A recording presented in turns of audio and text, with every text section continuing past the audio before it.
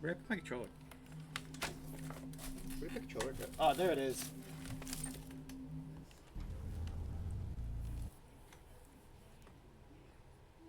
Wait, are we back here? Do we always like come back here?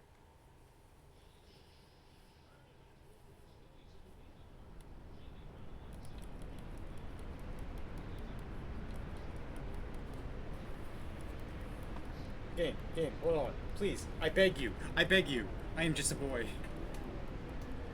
Give me time to, like, remember where I was.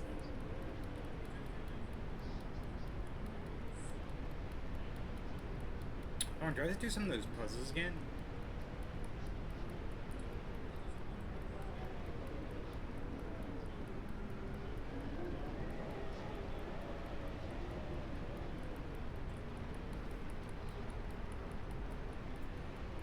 Let me get to him. Let me get to him.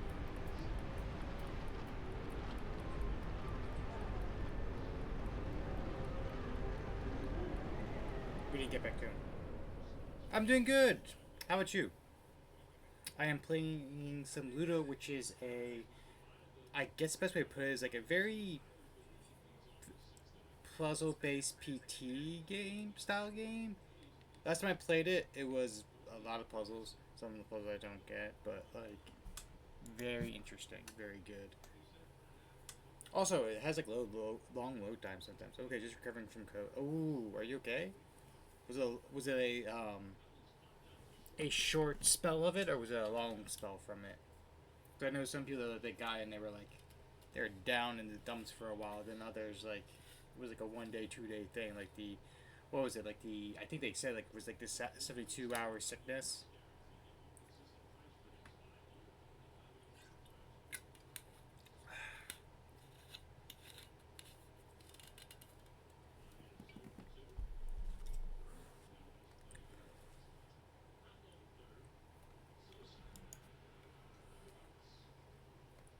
Yeah, from what I heard from people, it's like they either get like a week or two of it that's like not extremely terrible, but like just enough to like bedridge you a bit.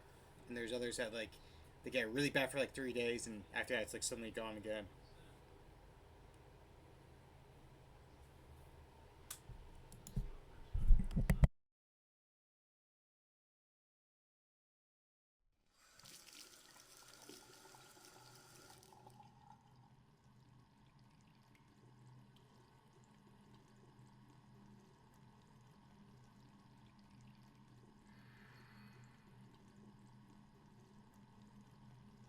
To quote Snapcube, I'm back in the fucking building again. Ooh. I don't think I got it, but like I forgot what was like. They said if you got like sick with the first or second shot, it means you got it. And I got like really fucking hell. I forgot about the cloaked people. If you got really bad the second shot, that means um, like you got sick after the second shot. It means you had it, you just didn't know it. Where the fuck my air freshener? What's there? All right, right. Okay, we're back here. I don't even remember what I was doing.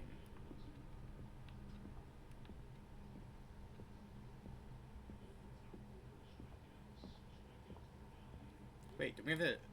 Don't we? Don't we have like a? I know we have a flashlight. Where's my flashlight?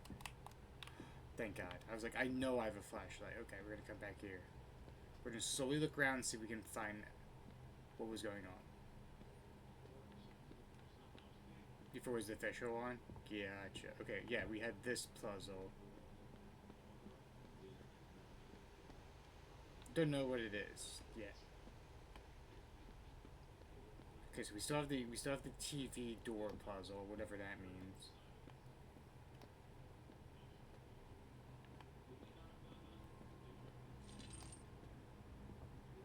So we'll look around. Scary sailor. I mean, if it's any consolation, it's just me trying to figure out where we last left off, Maya.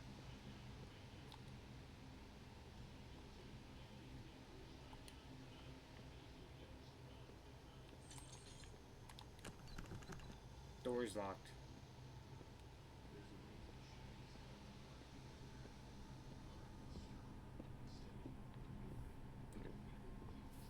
slowly look around at things. Right, this is our bedroom. The puzzle fell off and showed us numbers. I don't know what the numbers mean. Maybe just tell us like how long we were here or how many times something happened.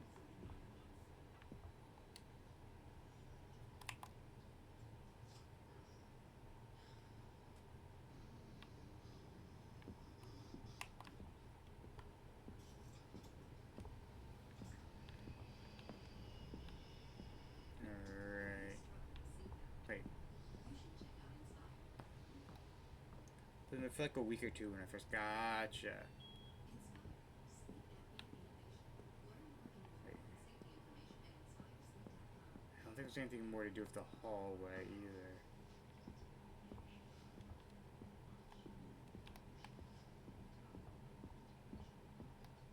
Yeah, 'cause I think there's nothing more here. Oh, there's a phone. We can call someone.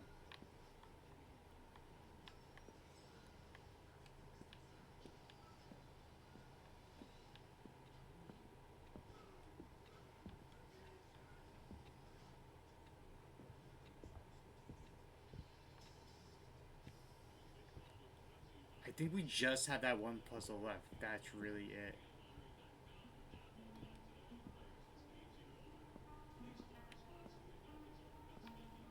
The whole room. Oh wait, what's this? List of items to save from Mum. Various figurines, vases, pots, chairs, pictures, candles, special items, painted roof tiles, clay pieces, wooden crosses, lizard figurines.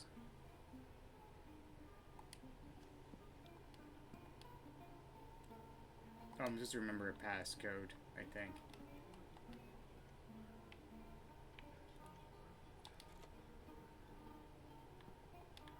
What did I do?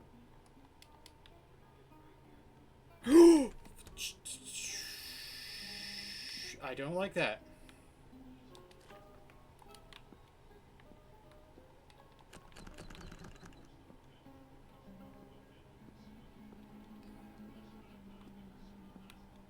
Okay.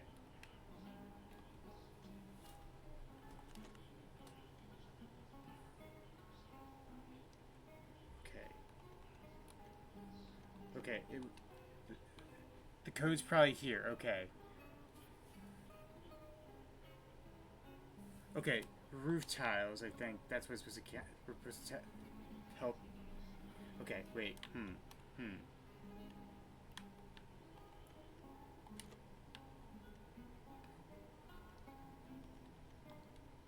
Can I read this? Okay, inspect.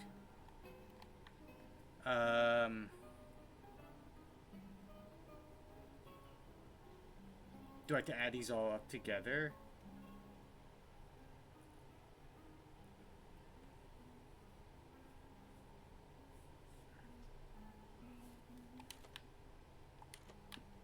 Can I turn off the music?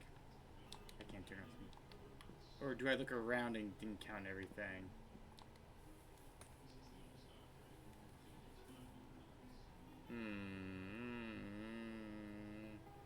I'm not so sure. To get a new piece.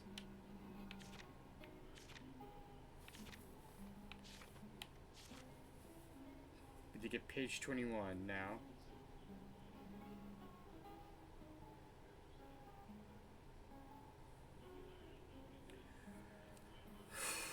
But yeah, how are you? I got startled, so there is that.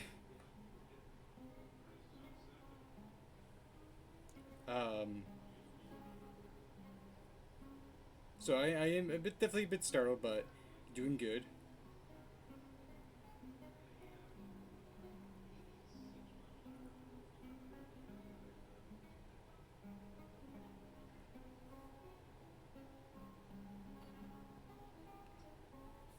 Okay.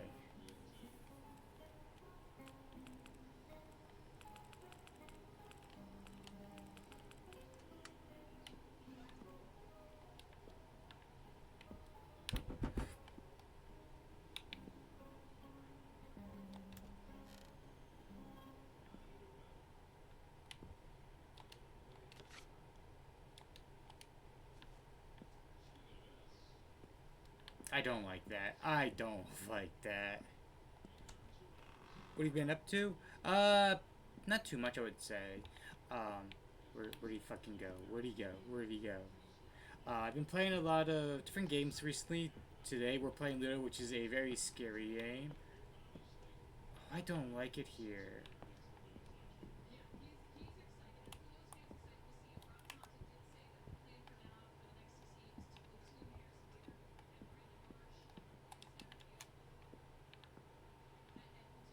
Congrats on your first.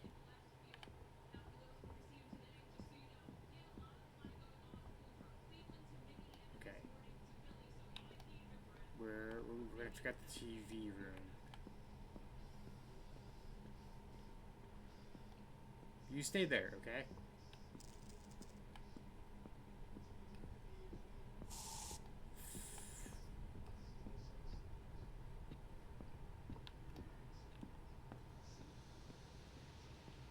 Wait, TV... Not that TV room. It's down this way?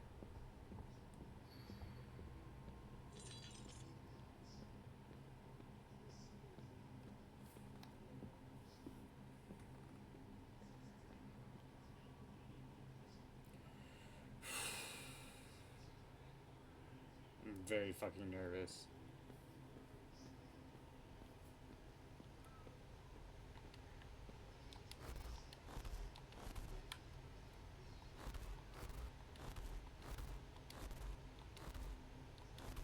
Like how we have the little Triforce. I couldn't really fall asleep, so I saw you were streaming. I was really happy to have someone's fun, George walking around. Oh, well, thank you. Jesus fucking Christ, don't stand right there. I do hope you get some good sleep, though.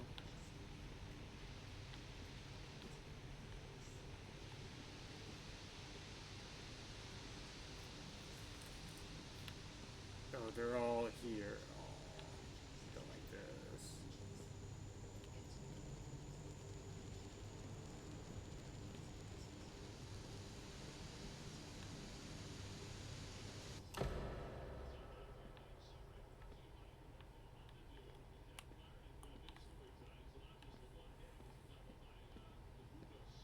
We're gonna get jump scared, aren't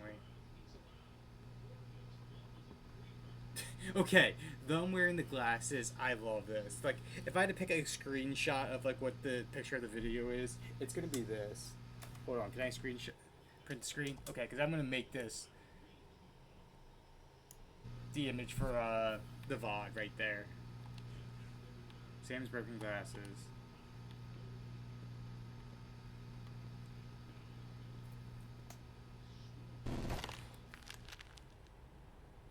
They got me.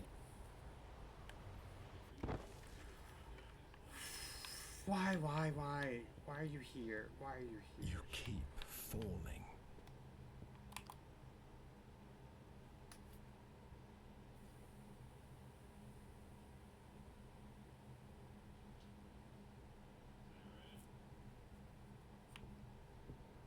I didn't like that.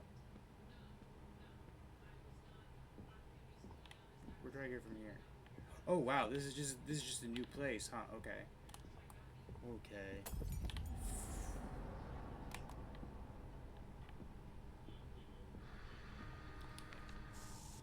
Wait. Motherfucker.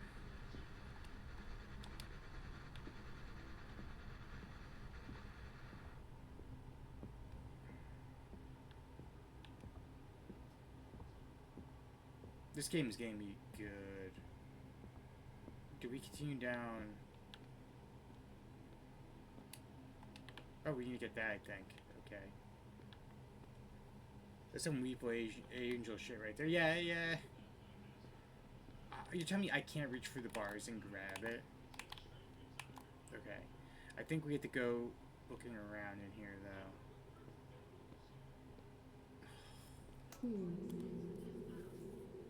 What the fuck was that whale noise? Can we go back to, like, the looping rooms? Because at least there was...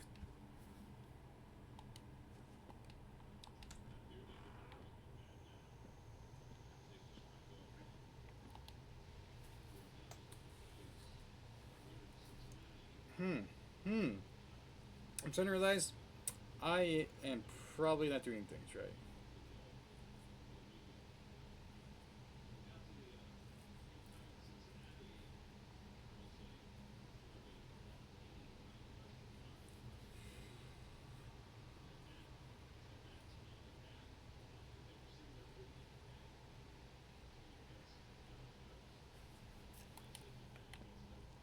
Alright, where am I supposed to... So I have...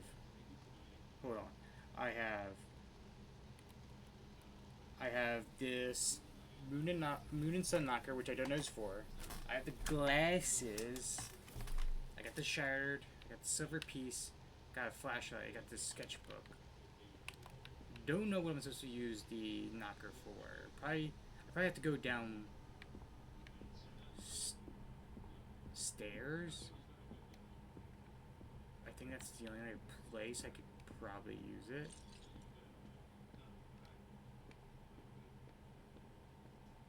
Because it looked like there was like a piece I need to grab, like a wheel turner thing.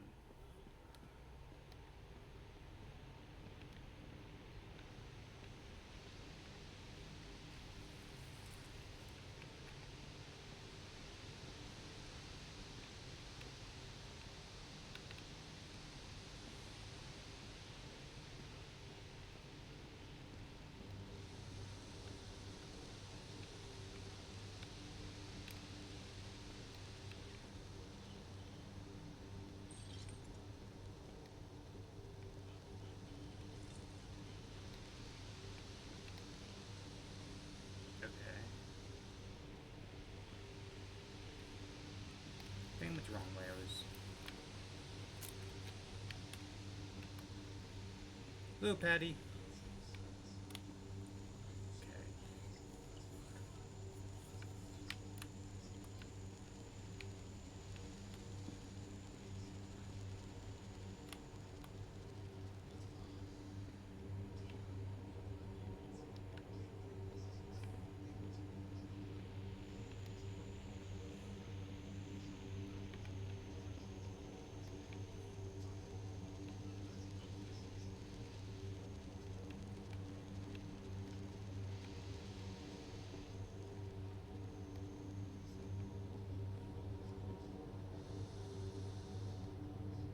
Oh, what the fuck's that?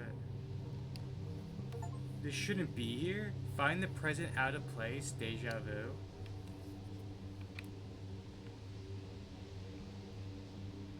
I don't know what that did, but good on Suki, I guess.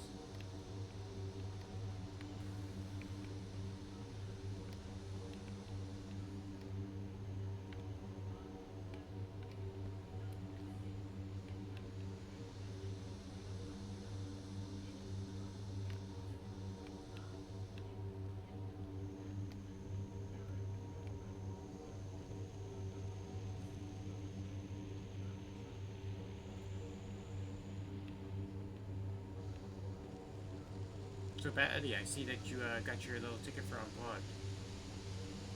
Can I jump down here?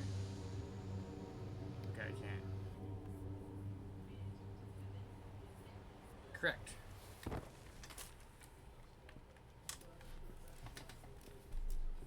Are you excited for it? What are you hoping to do this time comparative to last time? How do I get there?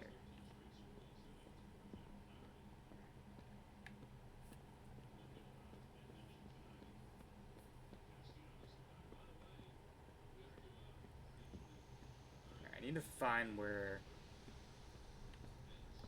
Okay, I don't think it's this way. I have to go this way. I'm forgetting where the rooms are for every given place, and it's getting... Air freshener. It's getting me lost a lot.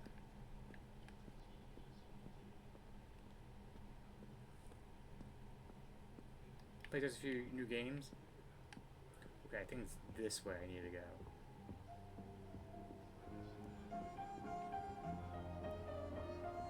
Maybe not. Nope. Monkey disappeared. Oh, am I supposed to find him? Playing this game again?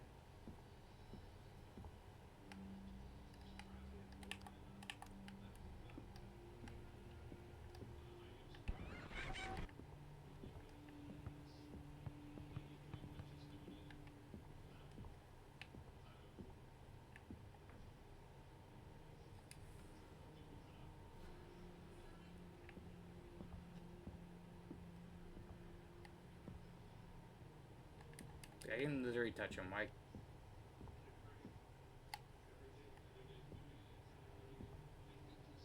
don't know what determines them like disappearing or not.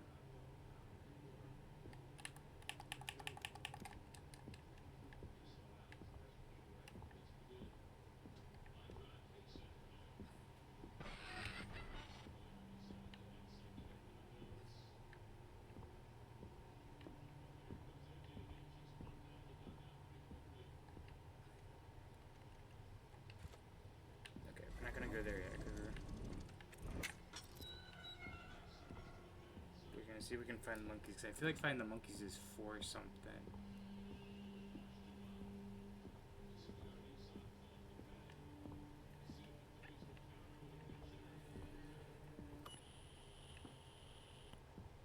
Turn it on. Do you have like batteries for that thing? Or is it infinite power, infinite juice?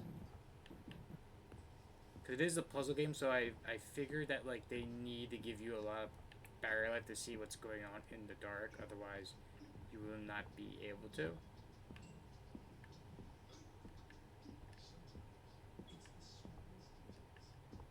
That's my theory, anyway. Because like even though the core games they are designed to scare you, there is a point where core games do become like too frustrating, and then it becomes no longer fun for the player to like enjoy the game because you want to draw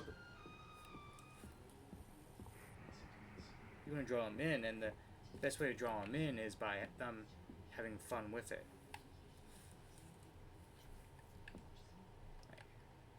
It's like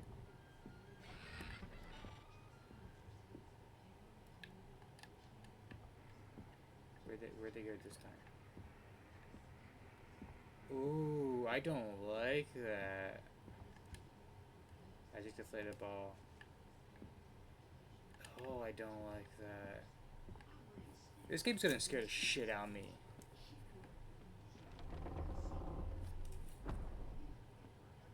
Because I think that's the thing about horror games is that you want them to enjoy what you're doing. Because, like, there are games that are made to be like, just like cheap jump scares or like there's one scare, but if you're a game like this where they're telling a story, you want to provoke thought into that, and the best way to do that is building things up naturally. Of course. What is a labyrinth without its minotaur? But I am worrying this game. If they make me do another chase sequence, it's gonna take years off my life, and I'm not happy about that.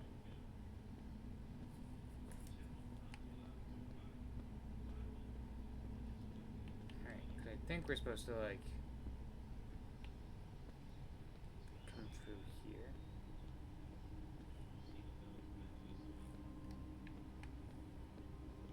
Yeah, like, atmosphere plays a key part when it comes to, like, a lot of horror games, especially ones like this. You want to build up something for the player, and building something up for the player.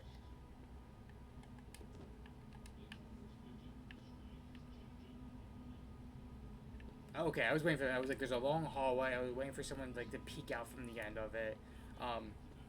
Doing things you always want to do with things. That's why like one of my favorite like horror works is like ReZero, and it's like a slow build into like the psychological horror, and then even like some of the something like Break or Fall.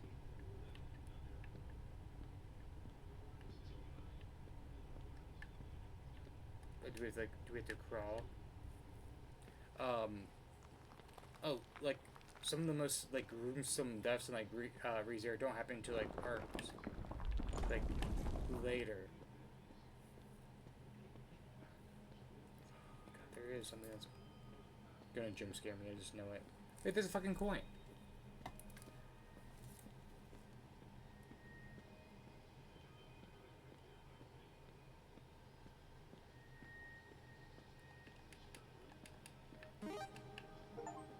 Okay, I don't know what the coin does, but no, oh. Every time you get distracted, the world gets a little stranger, doesn't it? It had to be fucking spiders. It had to be spiders.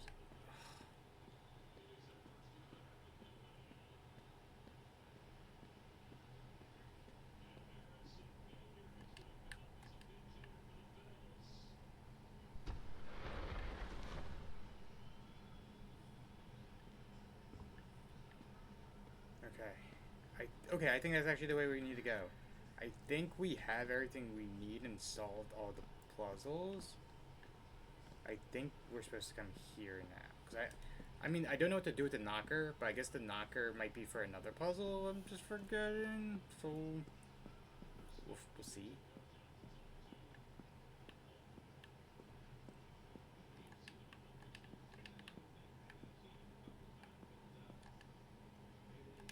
Wait, okay, so this is Datar. I don't know what goes here.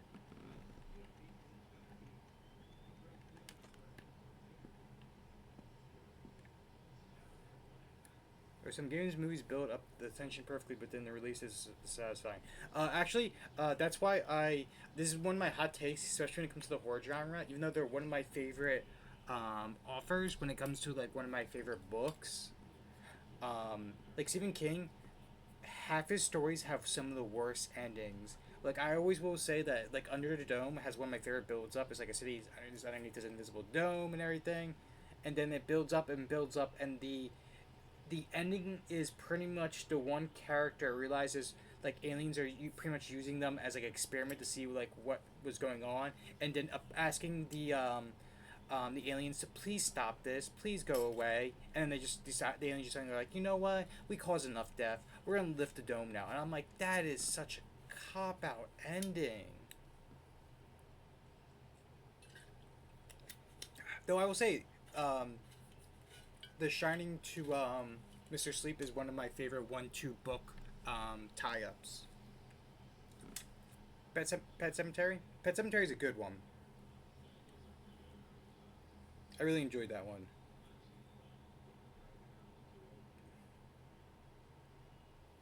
Maybe we have to use Moon and Sun Knocker for the petrified one? Is it? Well, we had one before, so is it a different one when it comes to the petrified? I need to remember how to do things a bit better.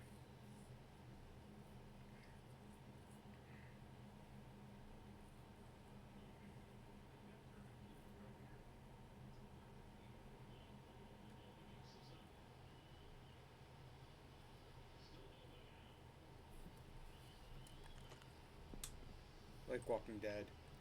I do have. I think my only. I think the first Pet Sematary is my favorite. Just the acting for it is half cheesy, half serious. Though it's such a terrifying fucking concept.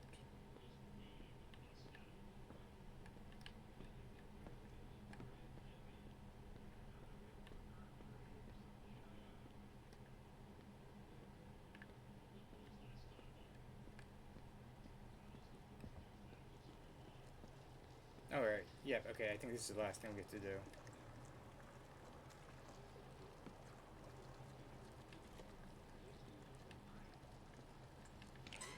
I will admit, I have a guide open, just, I don't remember where I left off, because it's been more than a week.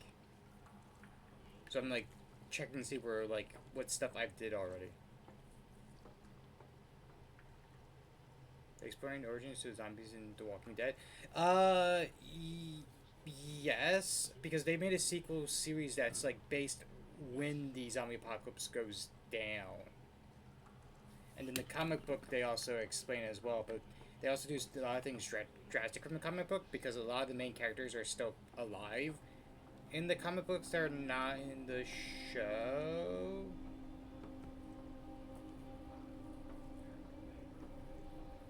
And also, I mean, Daryl itself is not in the comic books either. Pulse.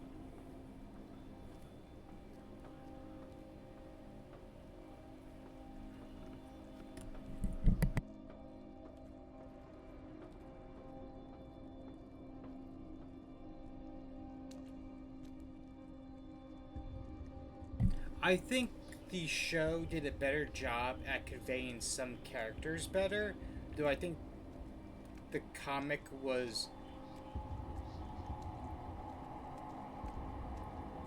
better in the backstory of things.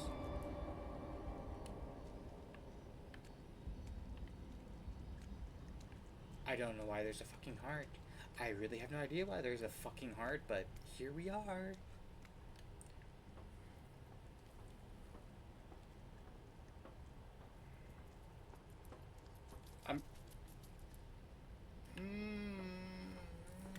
hear skittering. I don't want to hear skittering. Please don't hit me with an air spider.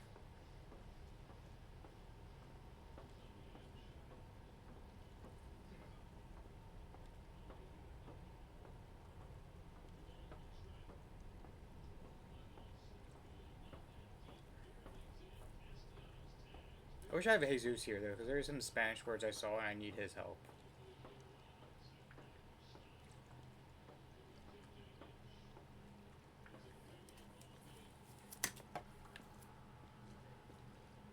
Wait, so... Wait, I'm just catching up on anything. Never watching that show past season 3 ever again, so I think I keep both hands. Wait, so do, sorry, this makes me want to watch Descent. I'm gonna go good. Demons affected it. God. I watched very recently. Okay, you want to know like a very like if you want to watch a very like unique horror movie that is like if you took Indiana Jones and mixed it with like a horror movie was it called as above was below, and it is one of the most interesting movies. Like the whole idea was that like the main character, she's like Indiana Jones, she's going around like looking up artifacts, and she's looking for the Philosopher's Stone, and it was just such I watched it today and I'm like it was such a bizarre movie because how it was pitched to me was gonna be like, oh, it's a the French underground horror movie. I'm like, okay, and as the movie goes on, I'm like, this is a lot of action, and like I say this lovely, but magic. It was in the French catacombs. Yes, it had a bunch of like magic bullshit.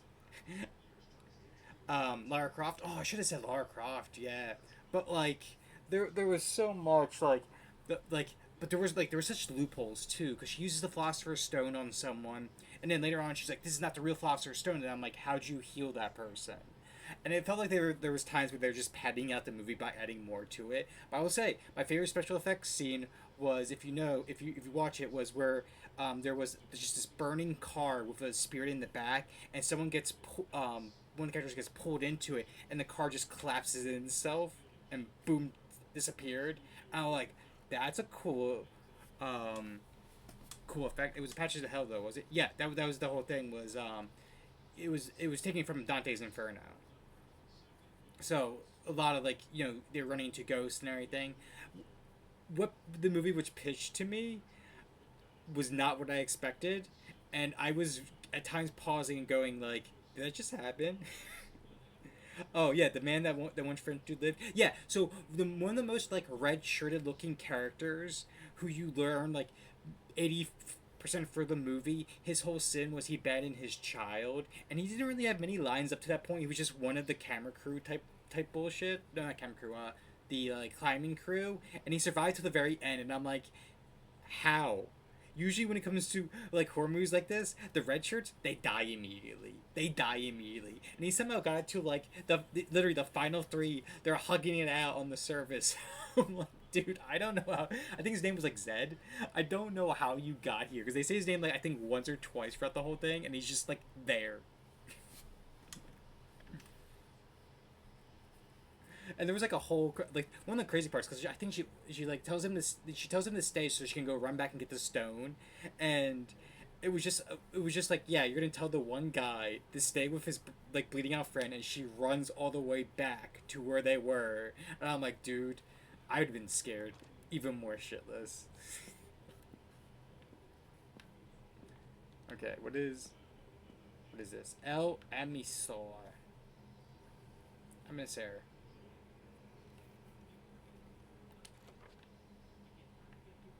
Gotta be a There's No Movie. True. Actually, that reminds me. Like, one of my favorite things I ever saw was it's called Record of Ragnarok, right? And the record, Mister, give me your thoughts on Cloverfield.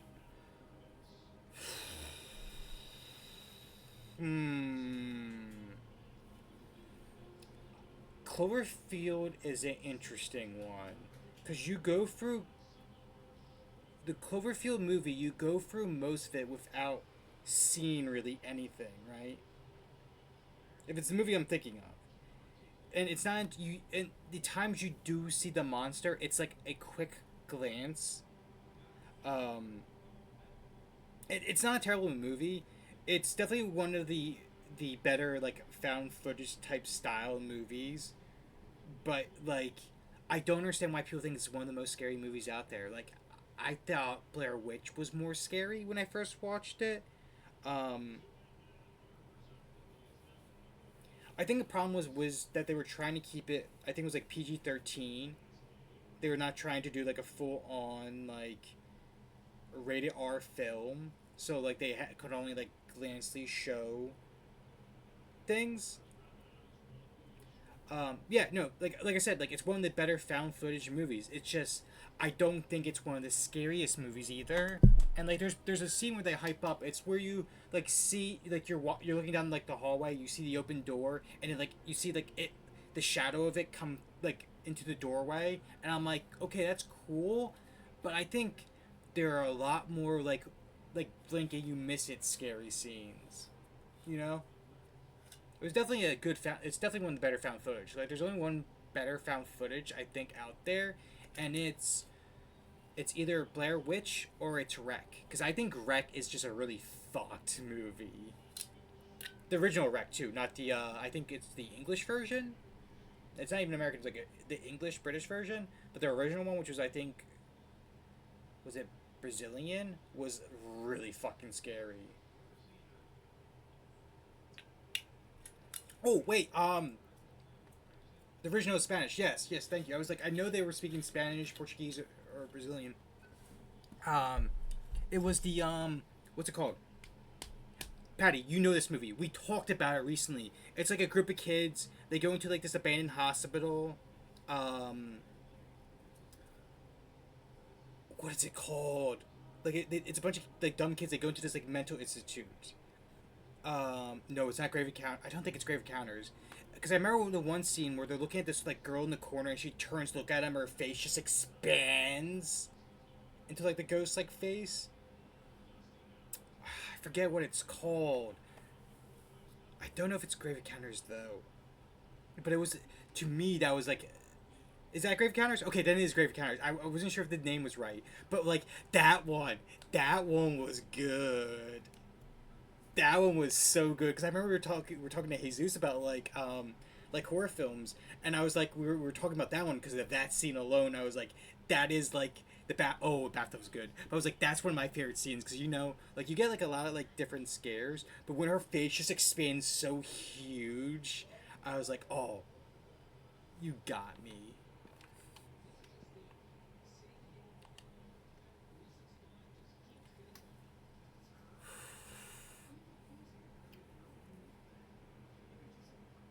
The weird part is like horror movies. I feel like horror games scare me more than movies, but that was one of them. Like Grave Encounters got me really good. Blair Witch got me really good growing up. Wreck got me pretty decently, but it's just more of a fun watch than like I think a scary watch. Cloverfield was a good found footage film, but like it didn't really scare me. But then again, I feel like I'm not saying like I am a perfect film critic, but when I devour so much like horror material, you got to have something that really catches me, you know, in some way, whether it's scares, story, the tension. Host, ooh, Host is a good one.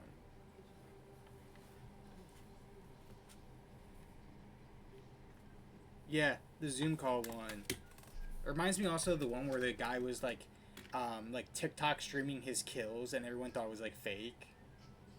If you really like factoid, if you really like psychological horror, I think my favorite psychological horror, and it's actually an anime series, is ReZero.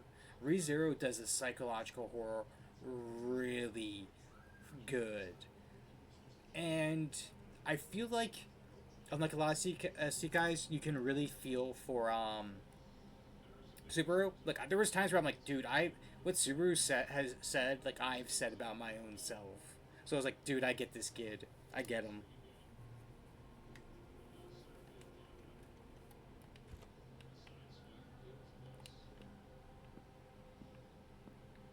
Dreams are Jesus a Christ. curious thing. They give some people the strength to carry on, but when they break, that strength doesn't disappear. It merely changes hands.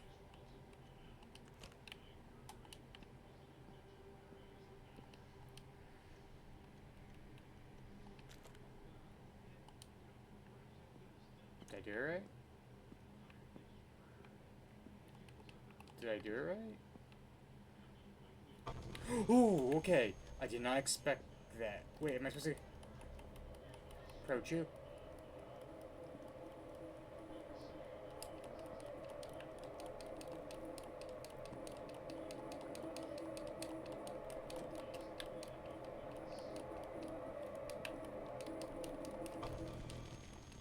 Okay, we got blinded again. I'm not quite sure about the second time. But I'd say it was around the time we needed money, and I had to abandon my studies to help out. I thought I could continue learning about cinema in my spare time, but I couldn't. Over time, I lost the pleasure of drawing, writing scripts, practically everything I used to enjoy. I used to think I could create a good story out of anything. But I'm not so sure now. Now it's like I'm just a spectator of other people's stories.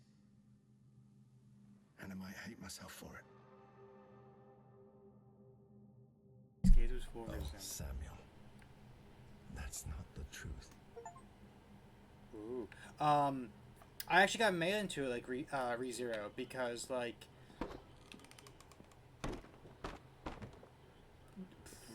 Okay. I actually got made into ReZero because, like, there is a lot of psychological horror to it, because the idea of, someone dying and coming back over and over and then trying to find the right outcome or the, like, right solution to a problem is a very, like, fucking scary concept. But, like, the character development as well. And the one thing I'd give the show so much credit for is that, like, a lot of animes, they'll do, like, fan service scenes. ReZero, there's really no fan service scenes at all. But there's a lot of wholesome scenes. The comedy's also great. I love the comedy.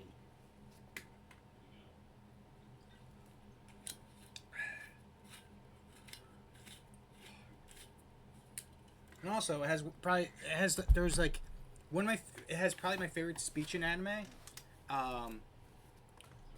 where the super goes, he tells why he hates himself, and I'm like, I understand, like, I felt the same way, because you get to this point where, do you want to go down? Sure. Where you get, because I was in, like, the special program, like the advanced program, and there was times where I'm like, they were like, I almost want to call it like Rain Man, where they were like solving math problems really, really quick, and my thing was that I was not like that stuff, and I was like, I feel like I'm not doing the best of my potential, and I started becoming rather depressed by it. I'm like, Subaru, I know where you're going, where you're feeling, and it hit me in the right spot. I swear to God, if I get hit by another fucking spider, I'm gonna be fucking pissed.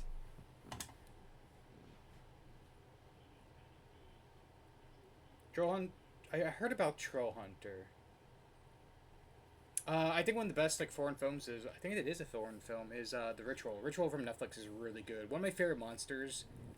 It looked so amazing. If you look up The Ritual, the monster, even like the scene where, like, it stands up, fucking terrific.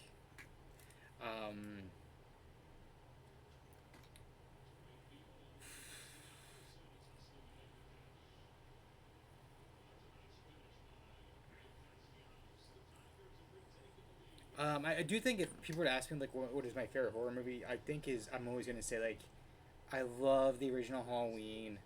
I love I love the Texas Chainsaw.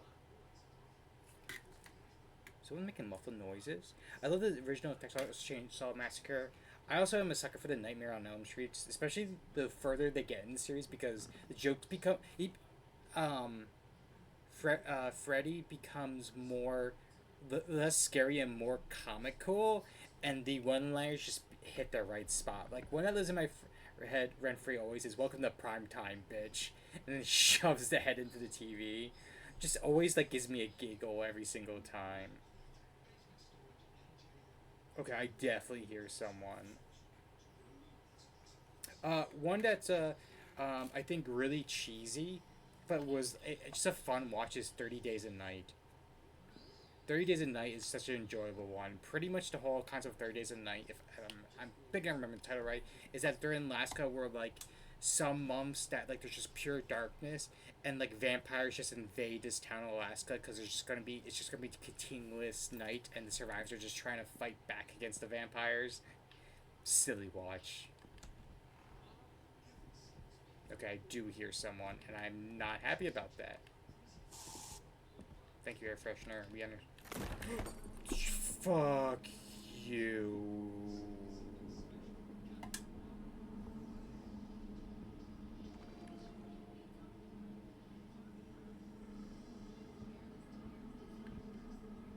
Can I say no? Okay.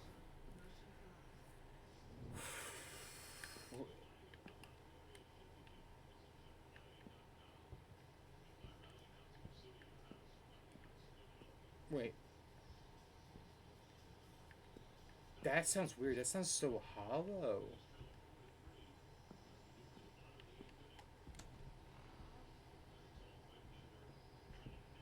Am I doing something wrong?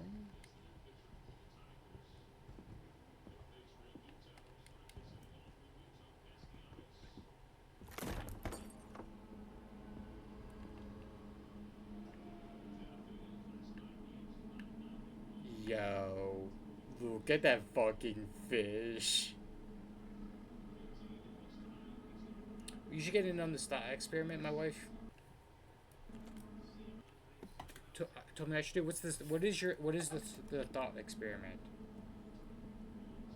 Just like run back.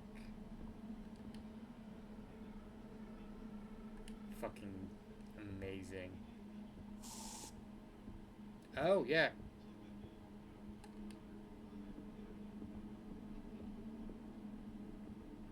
Your favorite 25 movies from the past 25 years. Oh, oh, fuck. I've been thinking about doing that. So there was a challenge I was given was like to do my favorite.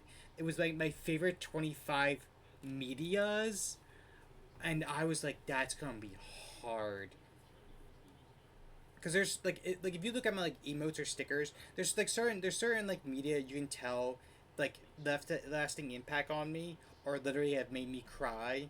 Like we have like ReZero, which I'll go down saying is one of my favorite like works, just because there's just the web novel alone. There's like 500 plus chapters, and that's not counting like spin off stuff or like background story chapters where uh like a fan would ask like, hey, what was so and so's backstory, and then there's like 4 chapters based on that. Like there's just like hundreds and hundreds of chapters, not even getting into like the anime or the mangas. And then like you have like Hello Charlotte, which made me fucking cry with the end of part 3. And I was like, okay, I'm starting to understand like there are some like medias that like really left an imprint. And someone's like, hey, pick your top 25, and I'm like, dude, that's gonna be rough. But the 25 movies from the past 25 years, I think I can do possibly.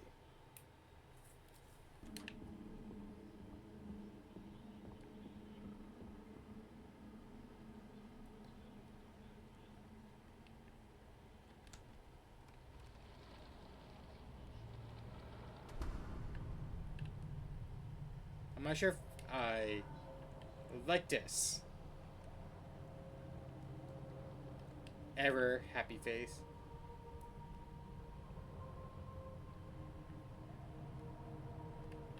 Well, I feel like okay. I feel like you have to add like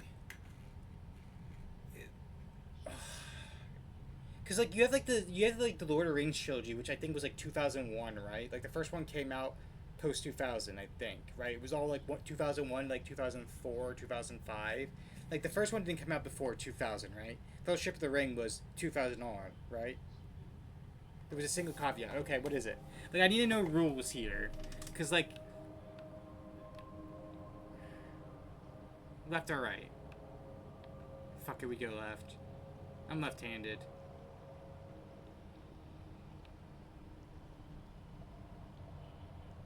Still hurts. Can you escape? Be careful. Exit. Hello?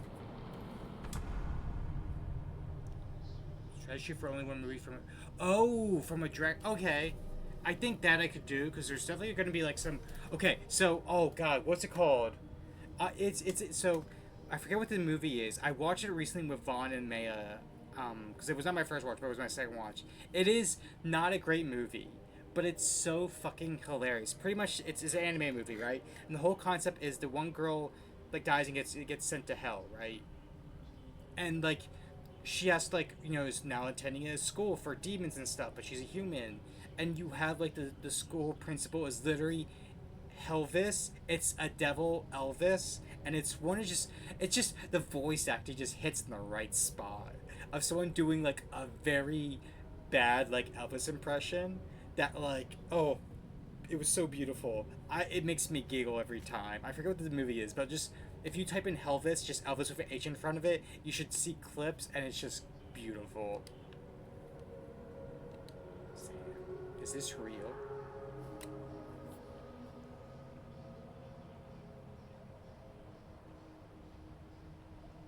Choices.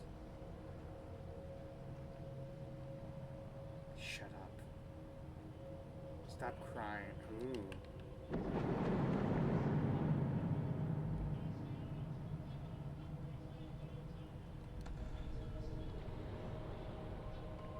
Please.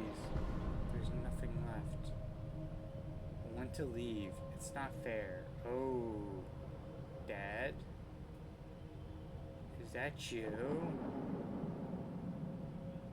Forgive me. Am I lost? What is this house? Forgive me. One more time.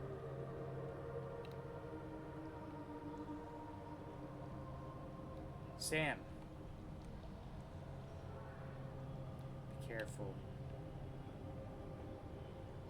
I'm gonna go be careful.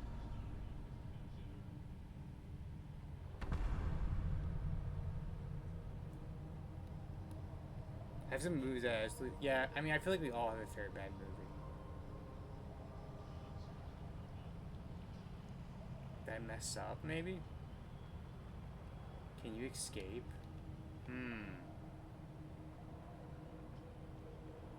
Do we just keep going randomly until we get it right?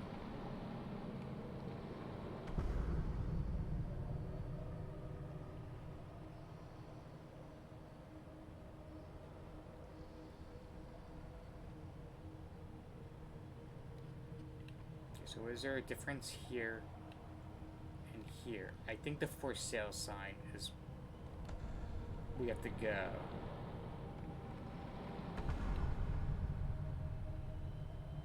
It feels like something is chasing us too.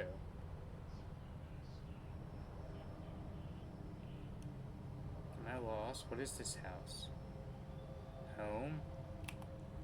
Oh, I don't have my flashlight. I don't like this.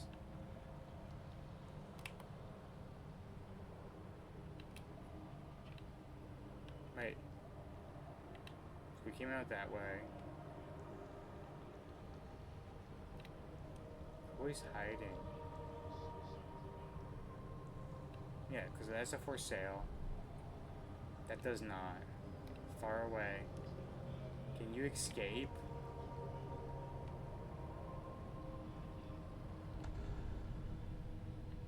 Okay, that was not it. But I think that's... I'm gonna go with the for you sale signs. Means something. Can I leave?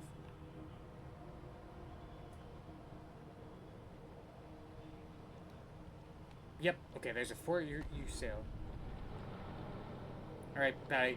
I want to hear your top 5 though. Like, what is your top 5 movies? If you're still here, of course.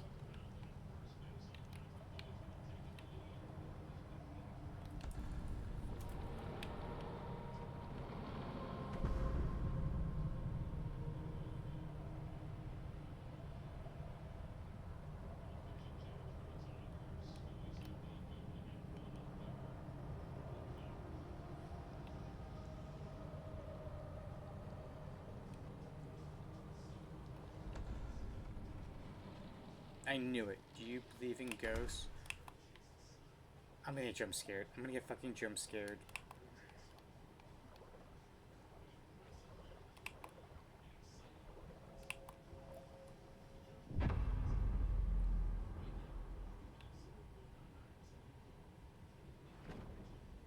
I looked away.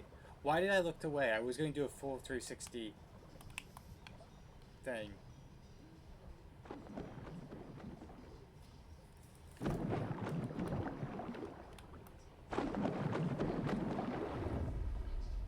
Oh, okay. It's gone.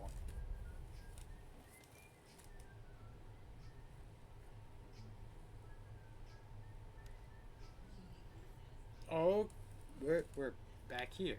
Okay. Welcome back. Welcome back. Thanks for welcoming me back. Totally. Thanks.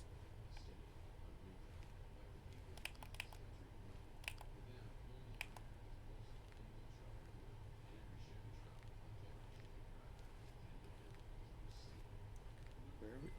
Oh my god. We're crawling back into the bathroom?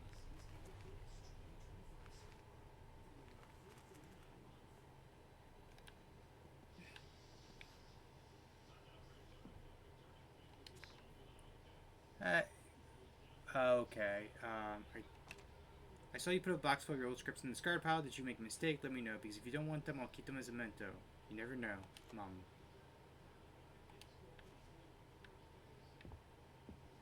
God. What is fucking next? I am kind of terrified of it. Oh, fucking hell! Shit!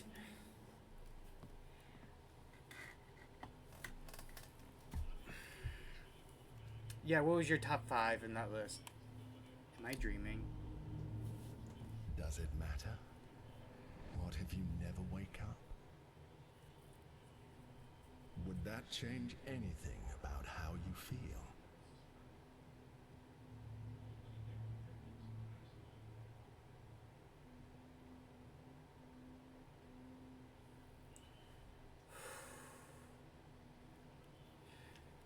I think so. Interesting. You know, I can't deny that I find all this fascinating. It's been a long time since anyone has gone off the rails.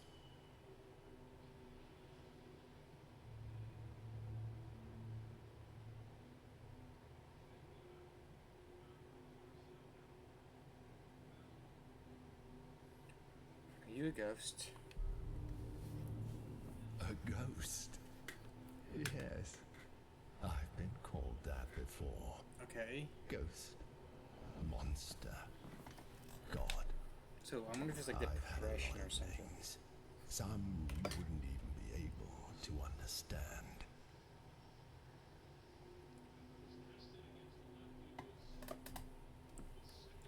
Great. But yes, Patty, I'm curious what's on your top 5 on that list.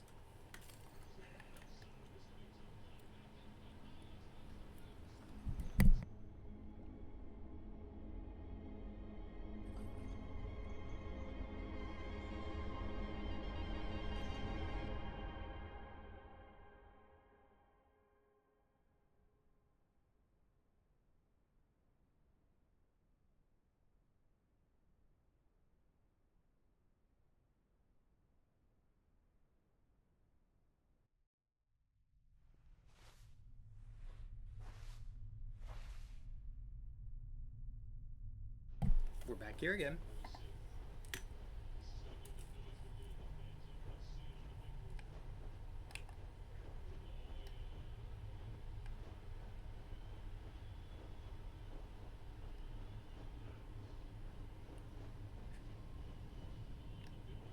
And once again, sand. This place is bigger now.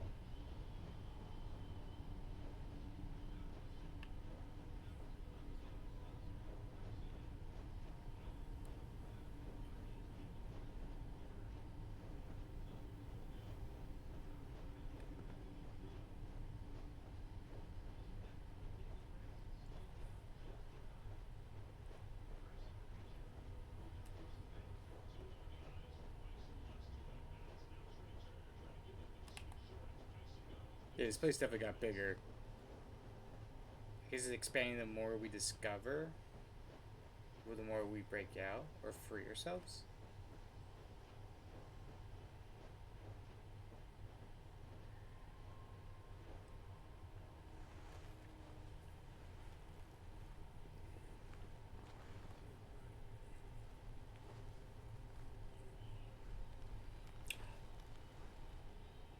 Holes, okay. I respect that. I think Lord of the Rings is gonna be on there. I think if I had to pick of the three, it's probably Return of the King. Um, I don't think Rogue One would be my Star Wars one because I feel like there's gonna be a Star Wars one. But you know what? This might be a slightly hot take, and I know it's gonna make some of my friends upset. But it's Episode 3. I think when I go into like my mindscape of when I watched that movie as a kid, I never felt so hyped watching Anakin and Obi-Wan duel each other. Like that was truly like the best of like lightsaber dueling in the whole series of like Star Wars, like movies and the shows was those two going at it. Like that was like that's the best we'll ever get when it comes to like Star Wars, like lightsaber dueling. You can't convince me. Like you can't convince me otherwise. Like so fucking good. I think I think Episode 3 would be my Star Wars pick. It's either that or New Hope, but I know Return of the King is going to be on that list of 25. I don't know if 20. I think 28 Days Later might be. It's a contender for sure.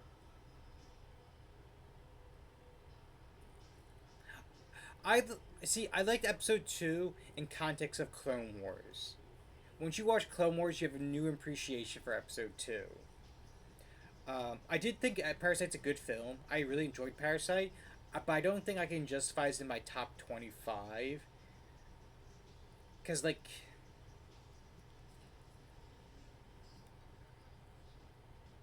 fuck, do I put, like, Old Boy on my top 25 list? Just because the hallway scene?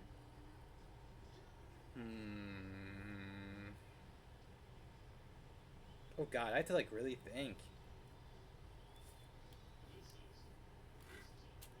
Because I think my 1-2 I know for sure, right? It's Godfather, Goodfellas, and that sucks because if you go by the one director rule, Martin Scorsese films, there's a lot of them. There's a lot of good ones. All justified. I could put in my top 50 at the very least, top 25 even. But Goodfellas, you know, it's fuck right. The past 25 years. Ooh, that makes it a bit tougher. Um, I think Return of the King, unless I have to think a bit, is like easy top 5 then. I'm like starting to think here a bit. I have to check. I have to like check which Studio Ghibli films come out, because if it's in the past 2000, um, it's Porco Rosso is probably on that one. I've shown Porco Rosso to so many people, including like Maya, and she adored it. Like Porco Rosso is one of those like films where it's just like captures that period perfectly. It's like if Casablanca was like a anime film, and it's just I enjoy it. You have Michael Keaton voicing Porco, and it's just a fun, nice film. What was the Studio Ghibli film you Do had? you find that you are doing the same thing over and over again? Do you expect a different result? Spirit Away. That's a good one.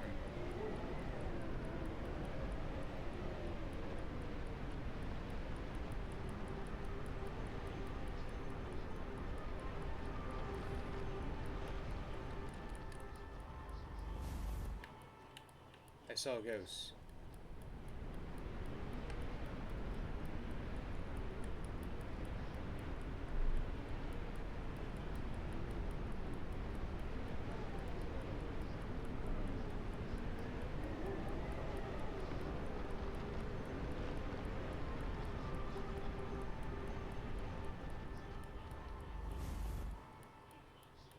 gaze was full of resentment.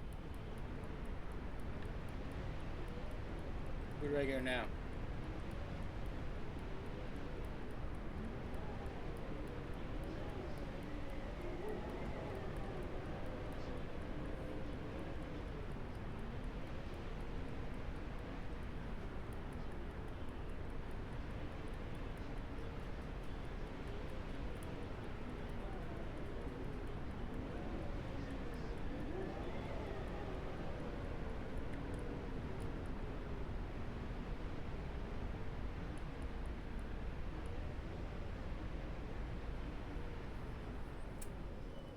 I used to like think about certain films like is like 51st Dates 2000 plus because that's like my favorite rom com.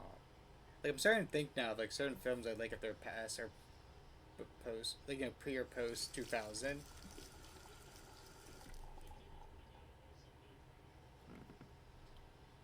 I think one of the Sicario films might get in as well.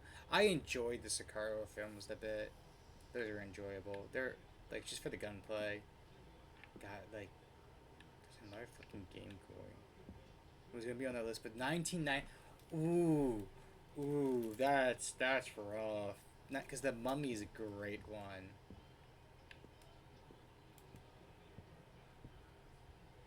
Brandon Fraser does not get enough credit. Times. Oh, I don't. This down that way. I don't want to go down that way now.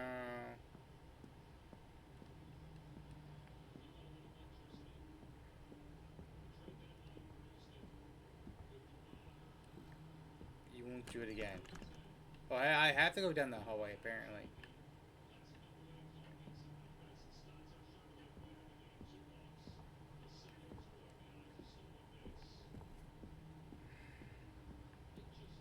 Sometimes I just think, Suki, why do you play horror games?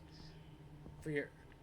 There's someone there. For the amusement of your friends, and I sometimes wonder myself. Please don't jump at me. I beg of you.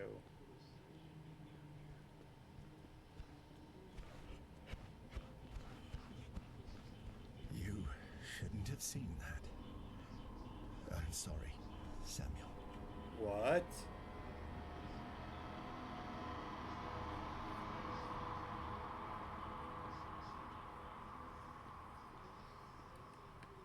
What do you mean I was not supposed to see that? Are there like actors moving behind the scenes? Is that what's going on here? Oh my god.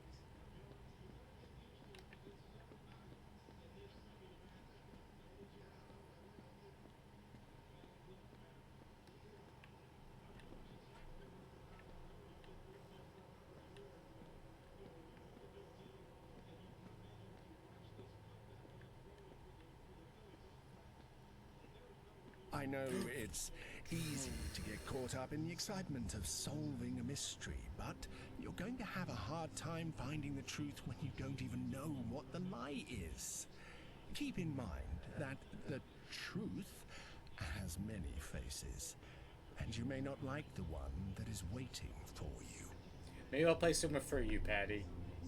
Maybe that's what's gonna come down to. Are you gonna move if I get close to you?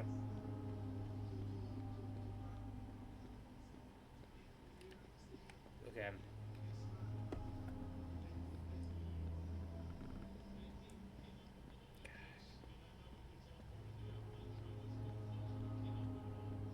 I just enjoy horror product too much.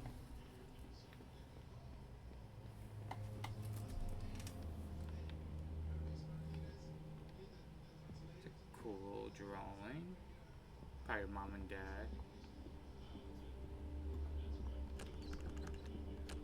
Staff only. Okay.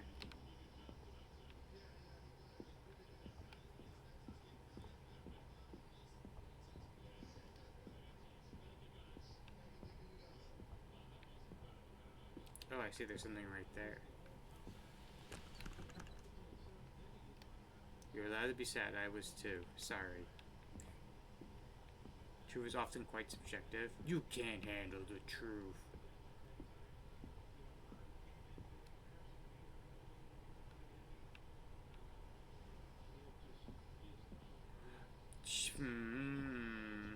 I think that's what's supposed to be, is like they're all moving behind the scenes to set things up for us.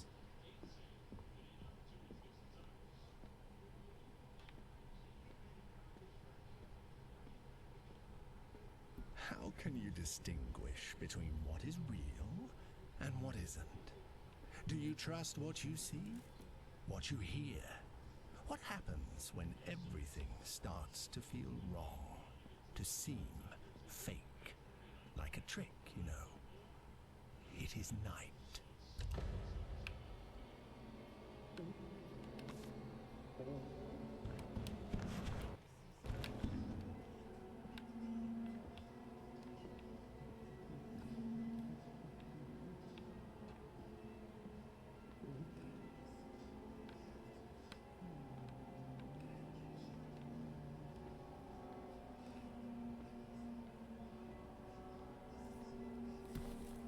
You know, cause if you're here, Patty, something you might find a bit funny. Both me and Maya the other night were watching the Sefki. We're watching the Bakri Diaries, and they had an episode where they had like this test where the Emperor has to take a test where they enter a room and they have to pick one of 3 doors, and they go for multiple doors, and if they solve the trial, they're the Emperor, right? Even though he was the Emperor, he wanted to see if he can solve the trial. And they're going through, and it's like the first room, like do not pick the red door and everything, and going through, and like do not pick the purple door, and or not, do not pick the green door and things like that. I'm going through, and I'm like, okay, blue. Okay, so go for the blue door, and I'm sitting there like, this is a weird test, and Maya, like, by the second room, she immediately figures out what's going on, and I'm like, I don't understand what's going on. She's like, it's a test about color blindness. The Emperor was colorblind. Only he could figure out which door to go through because he knows what door not to pick because he can only see, certain colors. And I was like, huh, I never thought of it that way. And that was the episode, was the Emperor was colorblind. That was how the Empress, the mother, would make sure that the right descendants of that bloodline, because the Emperor has multiple kids, would stay Emperor, like their bloodline stays by the ones that are colorblind would be able to solve trial. The Pockford Diaries? Yeah, that was Pockford Diaries season 2. It was very cool because me being colorblind, I was like, I started picking the choices he was starting to pick. And it didn't even occur to me. And then when she spoke the logic, I was like, oh, I get it. I saw you move. Don't you fucking move again. Be careful. Sometimes it's better to embrace fiction than to face what's behind the curtain or under the sheets. Nah. I wish Sakura was here to do it because she could explain so much better. Because, like, she was probably having a good old game. We have to grab whatever that is. Wait. No, that's not the staff door. The staff door is like this. It was not that door. It was this one, yeah. You either get stuck inside a bad dream or you're stuck in like weird stage protection of phobia.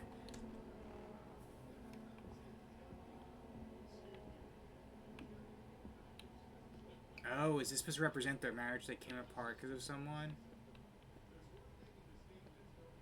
Something's gonna jump at us. We know it. I know it. You know it. We might as well just accept it, right? Don't you fucking go out. For some reason, the white door opens if you click on it too many times in a row.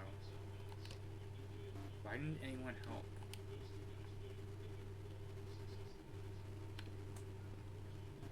Trigger flickering? What? Or they're just letting us know that there's gonna be a lot of flickering, so that's a trigger warning. Oh! Because that itself is a trigger. Okay. They did mention there was like a lot of different trigger warnings before like playing this game. Love. Amora. Man, Am I gonna call her after this? Corazon. I wish Jesus was here, because Jesus could tell me what the hell I'm seeing at times. Or reading.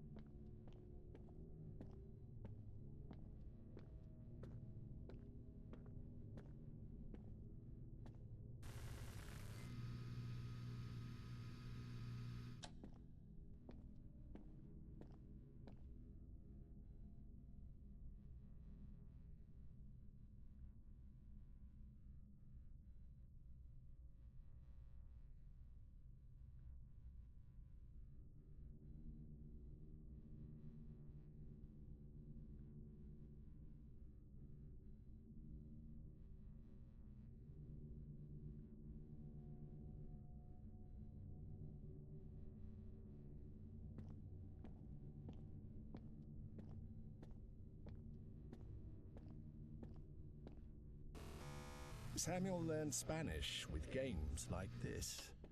It is fascinating how easily you transform macabre acts into simple children's games.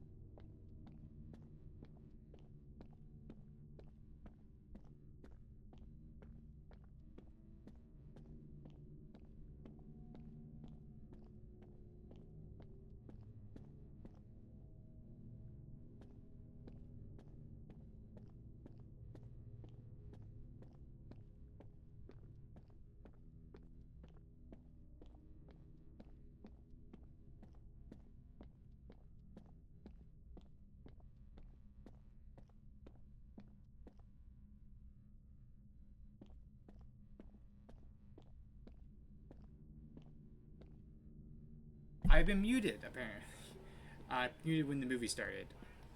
It's why from Grave Encounters. I think... So I think it's a Spanish word. What is the Spanish word? I do not know. Because they just said we're learning... We use this to learn Spanish. I'm looking for R. Because there are a lot of R's in Spanish. And I feel like if we get R, we can go from there.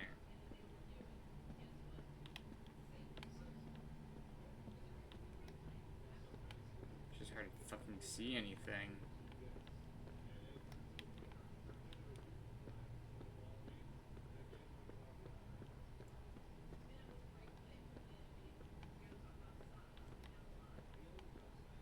I don't want to lose this game of Hangman. I'm just... Row up. I really don't like whatever is going on. Okay. P. What about you?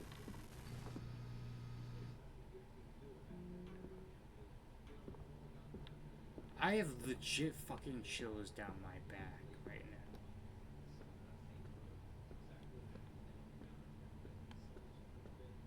Like, to the point, like, I don't know if I'm going to be able to sleep tonight.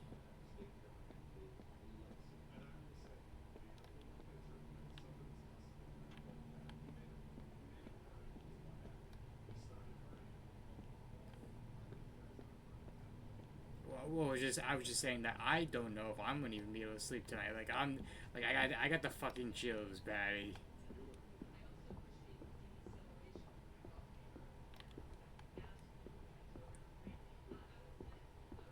That's where we were.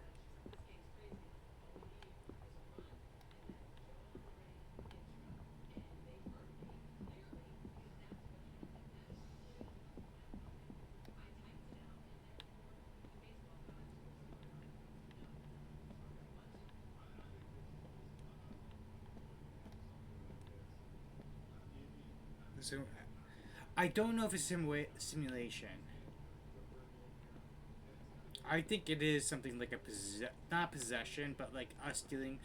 So when they came out with it, they mentioned that we were starting the game where the AI goes. How well when the game gave a warning was that it's a game about dealing with death. So I don't know if it's like us trying to deal with the death of people in our family, maybe.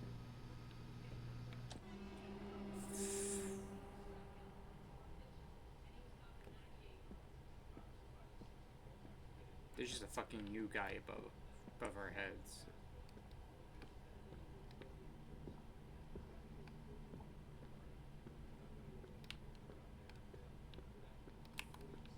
I can barely see anything.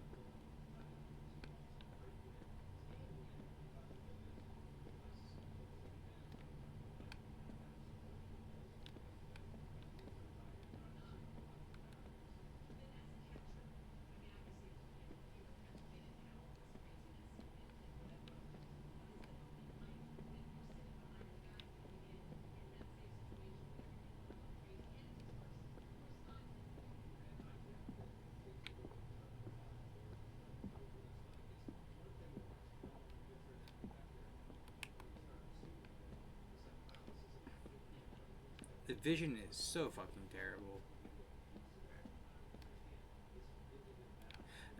I don't think so because what we're getting is the main character who we're playing at is a like director.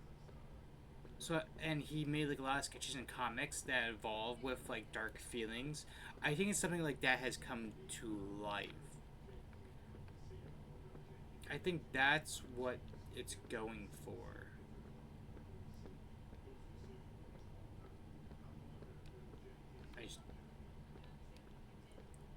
I wish just the vision of this was better. But then again, I could be wrong. I can be absolutely wrong.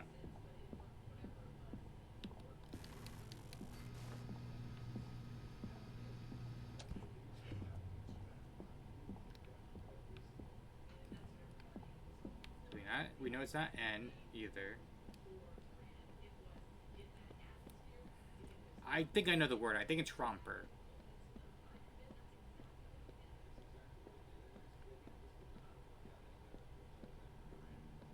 Just need to find M.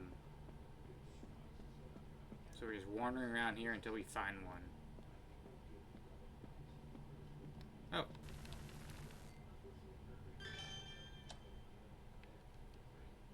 What happens now?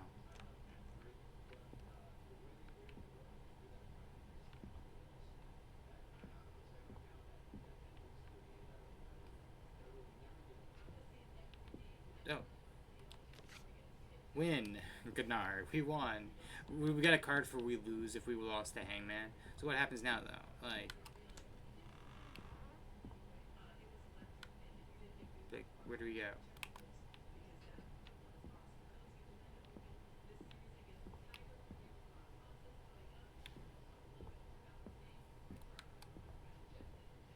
Like, I don't get it. Are we supposed to run this way? Like...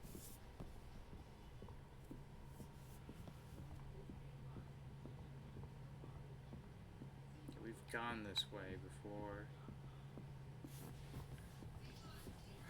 Something that you push the hole, you're not meant to see that in the fucking lake. I think it's supposed to be like, because he was like a director or such, like, you're not supposed to see what goes Don't beyond you miss when the world scene. had logic? When the walls were familiar and the corridors led somewhere.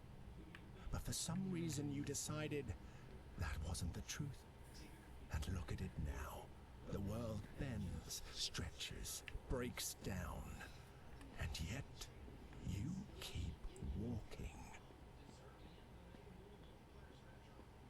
I swear to God, if I have something else jump in front of my fucking face tonight, I'm gonna be peeved.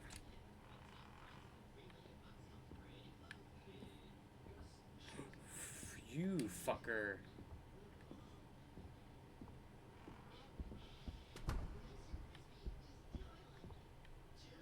Are you following me? You following me?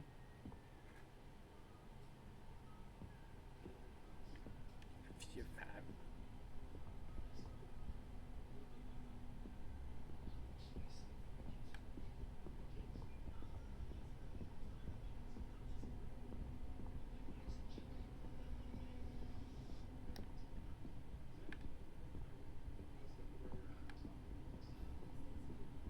You stay away, motherfucker.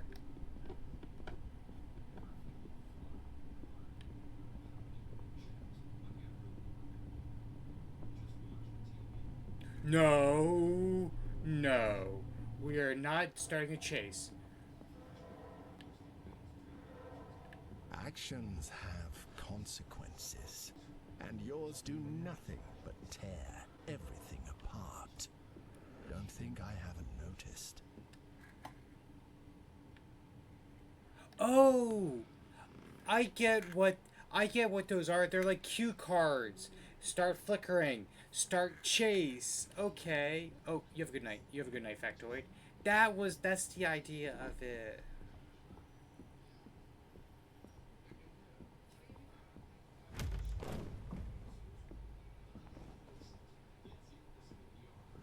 Wait. Wait. Wait. Interesting. Okay.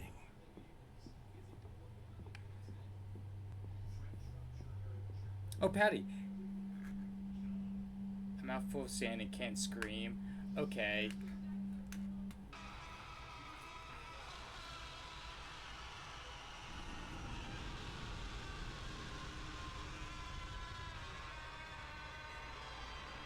Apparently we can scream. We can scream very loud. I was gonna say I added two new soundboards. One I am very proud of.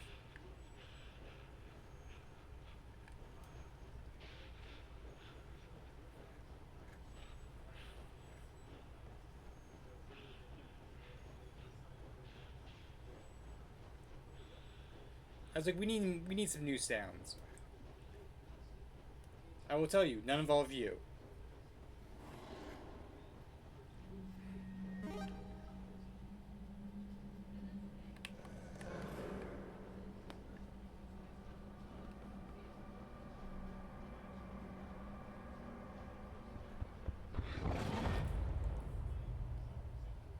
I don't like the sounds.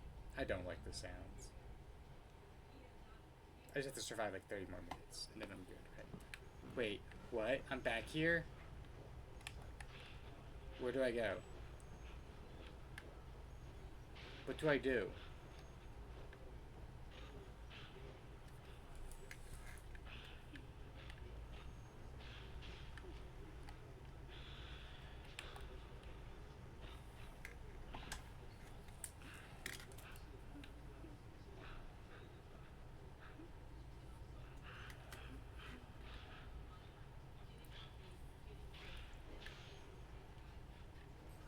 I don't get it. What am I supposed to do here?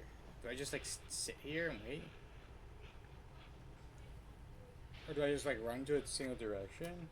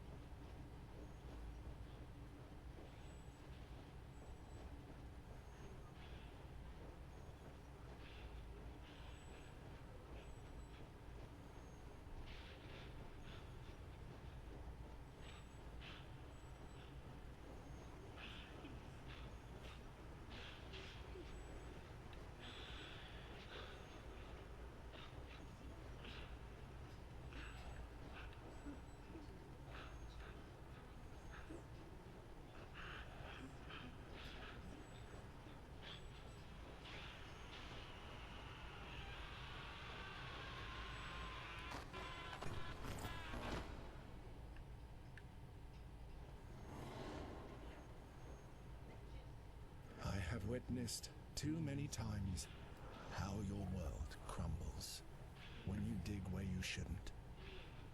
And it is sad when you think you can climb the rubble.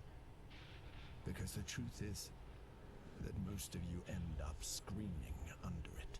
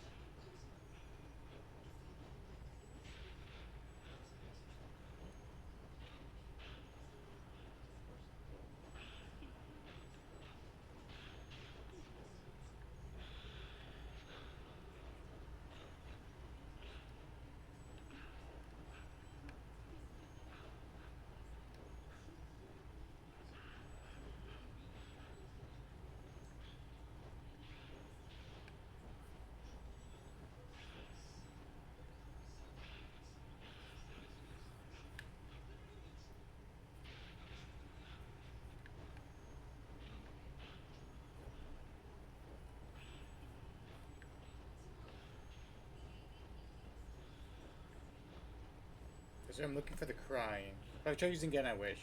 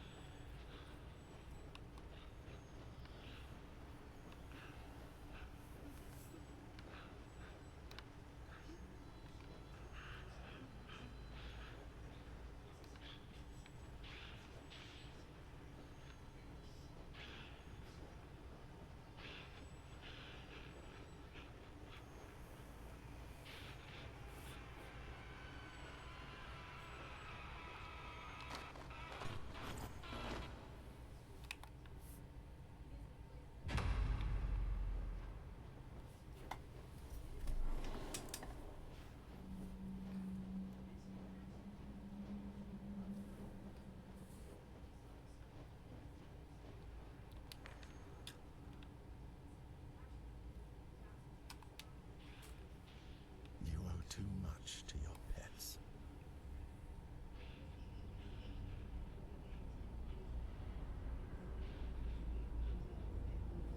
Oh!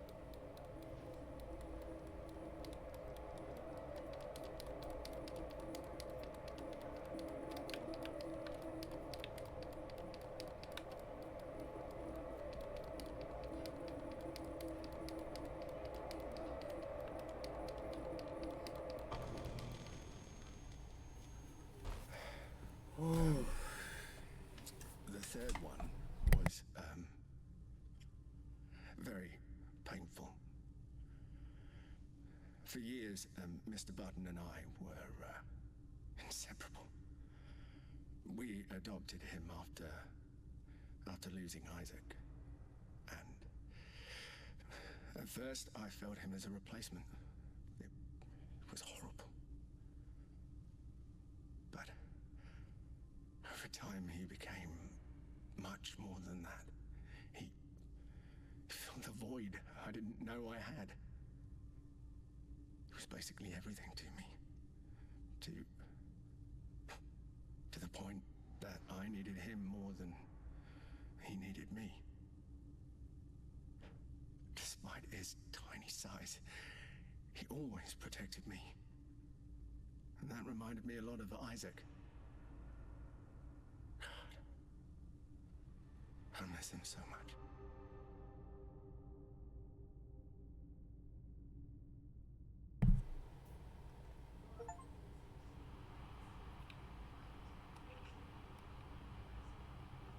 Did to find one more.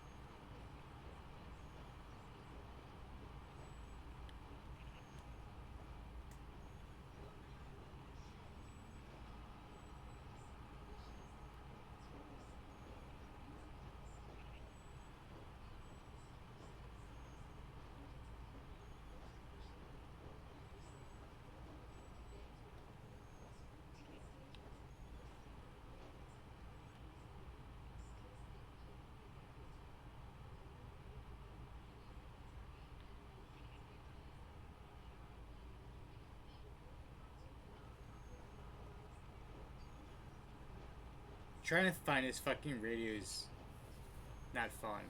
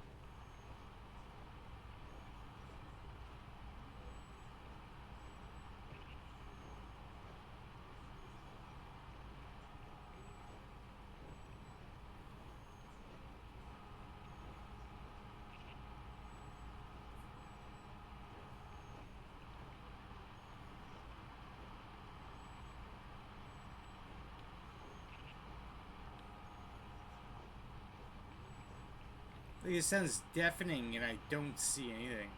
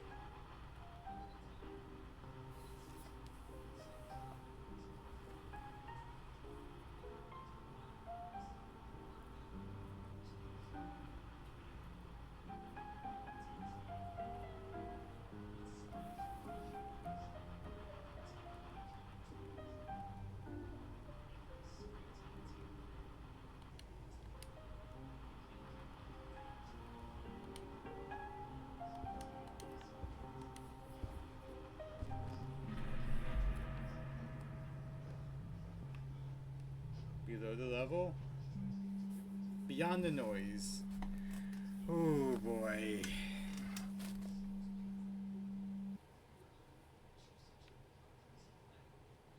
Oh, we're back here again.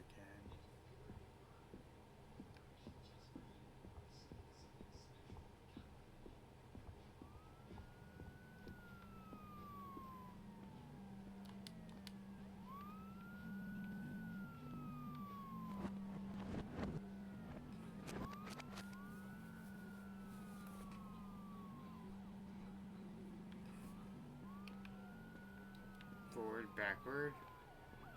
Am I supposed to follow you?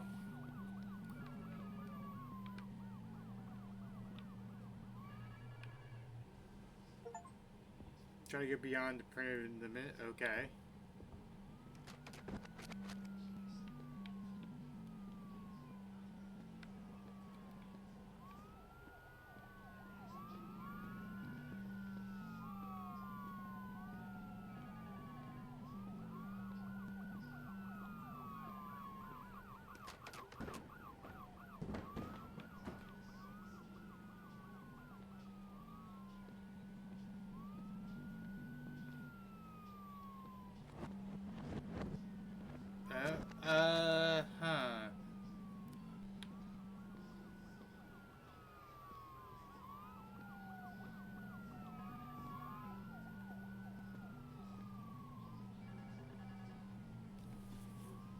Bye bye.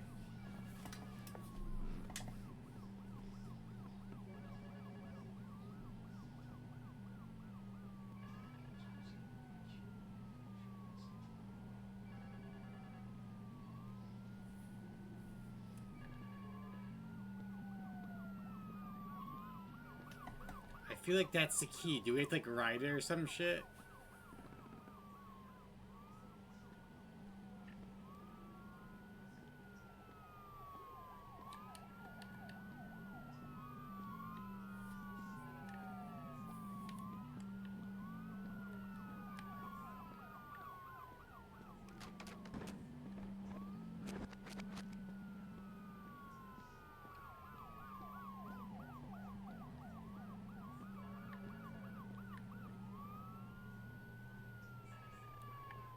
I'm on it.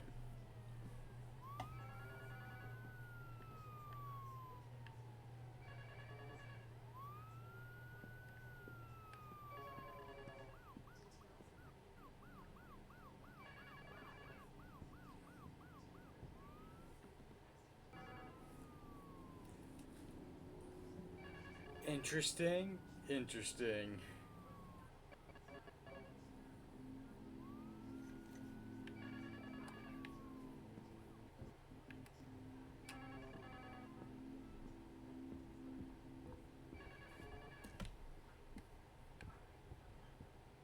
Everything's just crashing.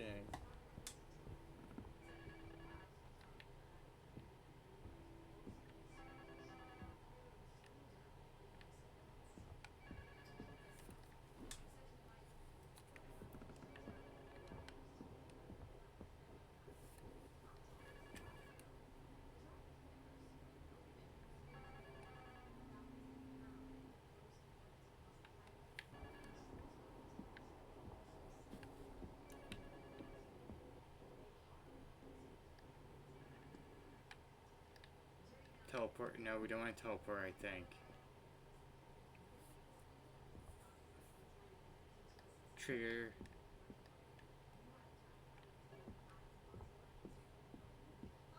No.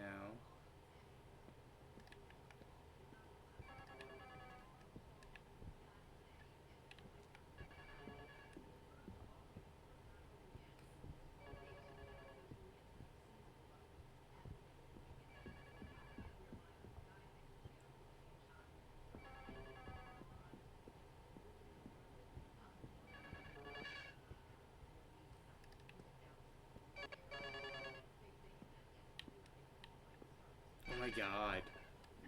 They're like leaving notes like having to teleport 3 times to drop the hammer is perhaps too confusing.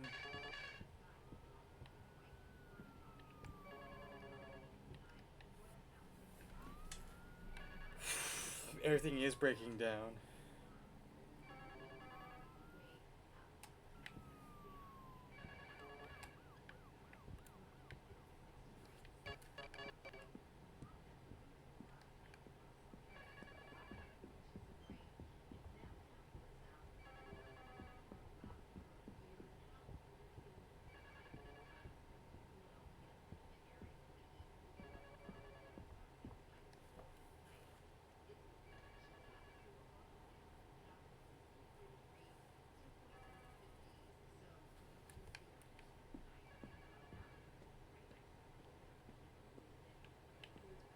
I don't know, it's a teleport.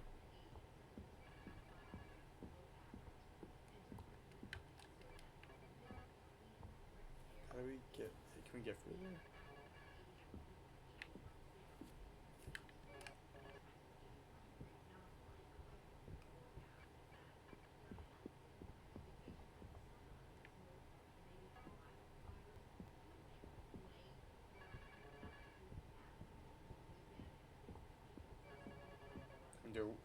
We could pick up the phone, so do we have to pick up the phone again?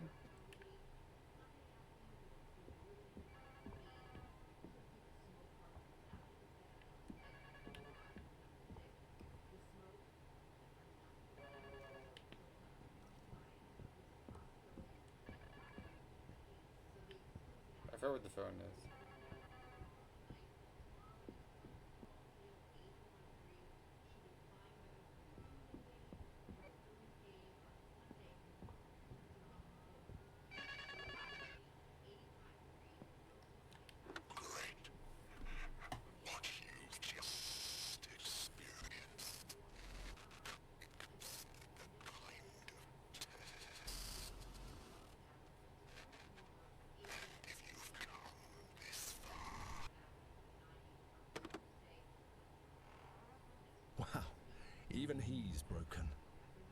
You shouldn't have listened to him.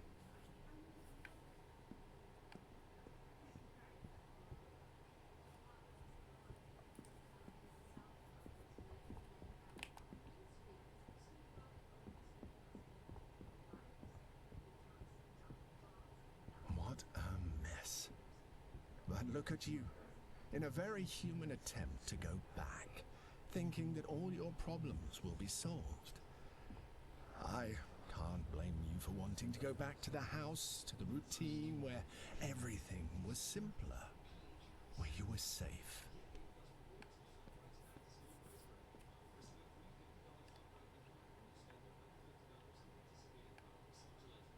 Oh.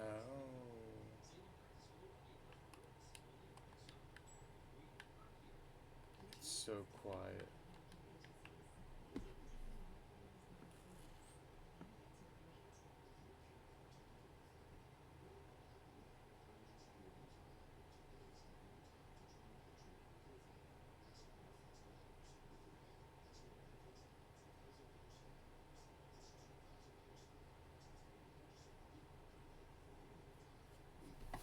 So fucking quiet. I don't like it.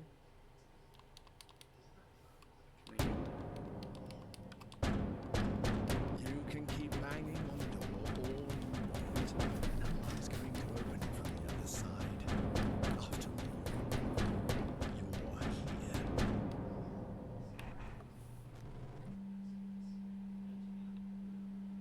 Okay, maybe I'm starting to think we are in a game.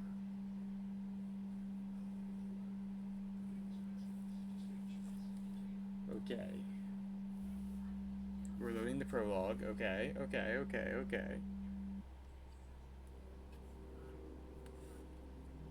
Excuse me.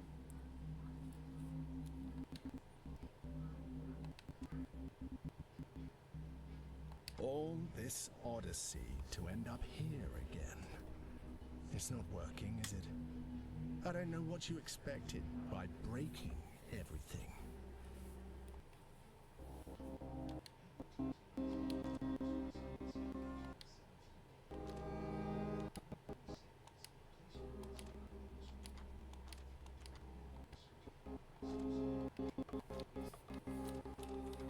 Now you can only wait for another, what do you call it now? Deus Ex Machina, maybe? You know, the help you've been getting all along the way, I guess you've noticed. Ha ha ha.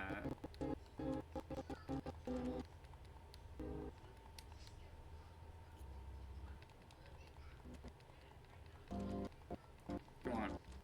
Oh.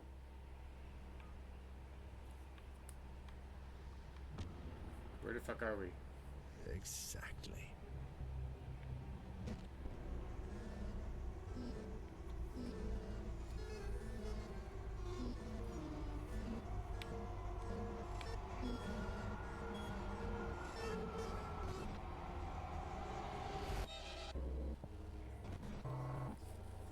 Here you are. Catch it. What do you mean catch it?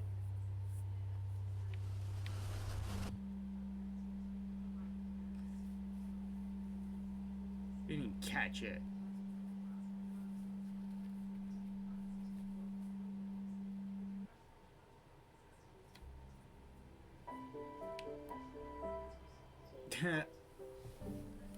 Broken bird. Okay. Game this. Where's the fun hatches? Okay. I get it.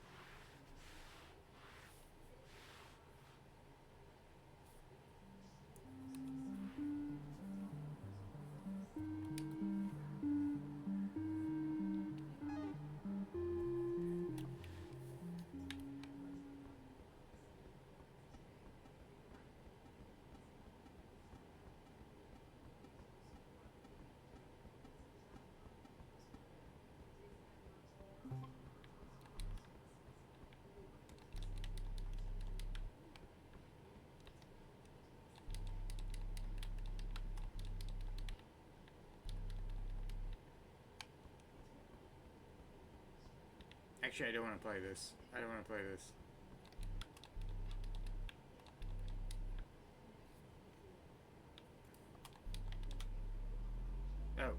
A, not press A. Nope, no, I don't want to play this anymore. I hear that. It's spiders. I know it's fucking spiders.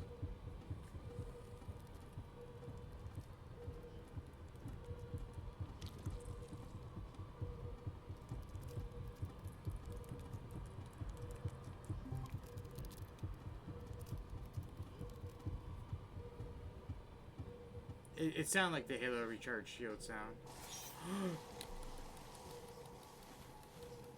Why the fuck is it? I don't want to play this.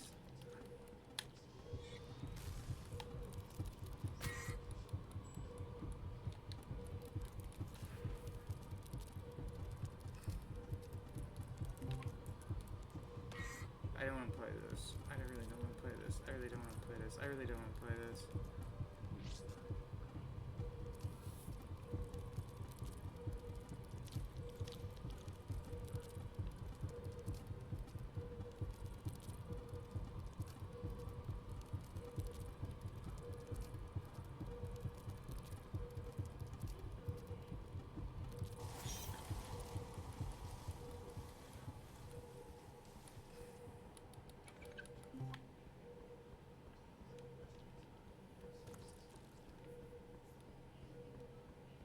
I don't like spiders, Patty. Fucking.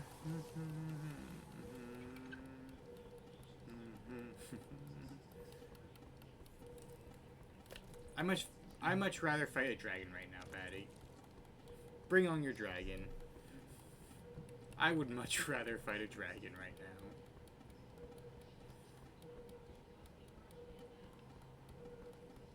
Hello, cousin Matt.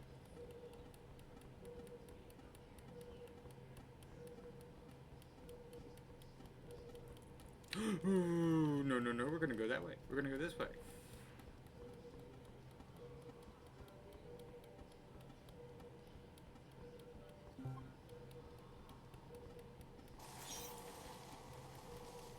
Go away, please.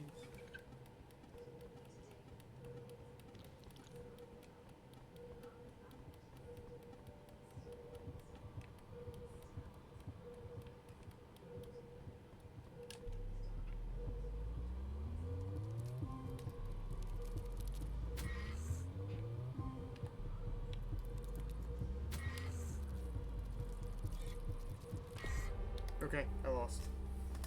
I guess I didn't see one behind me, that's fine. No, I don't want to retry.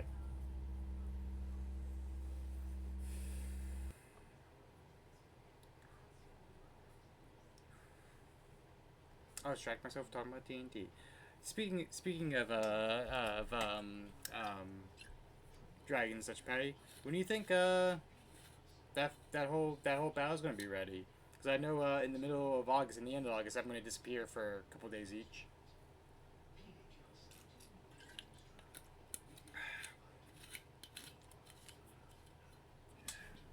So, You also have to plan a mega dungeon apparently for Roger as well. Fucking hell.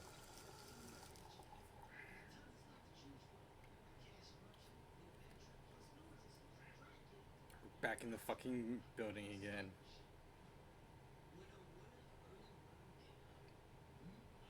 Does Roger have like NPCs with him, or is he just soloing it?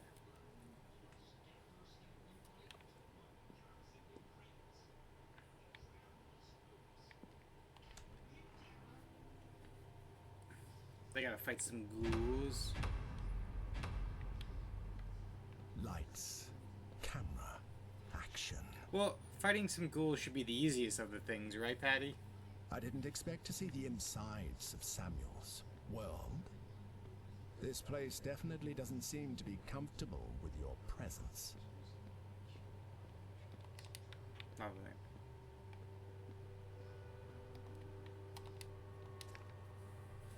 Aww.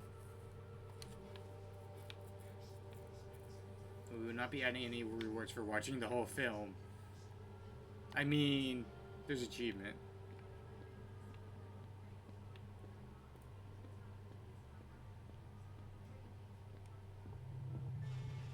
One more time.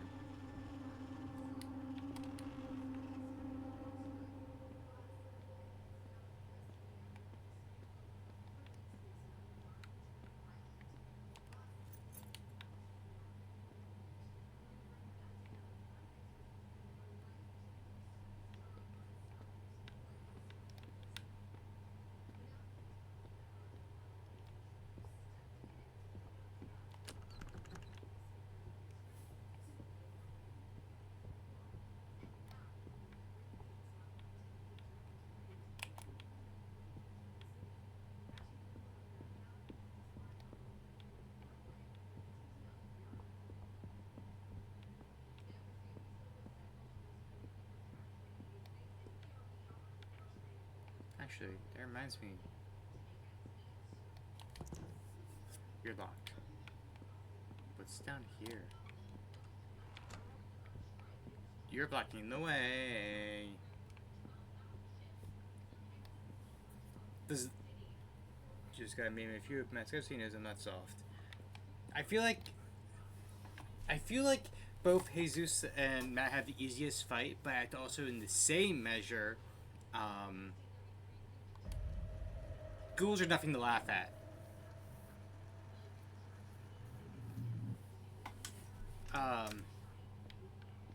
Routine was not a prison. It was a refuge. Monotony was a shield against the horrors locked inside Samuel. But you insisted on breaking it. You insisted on seeing. And now you can't stop seeing.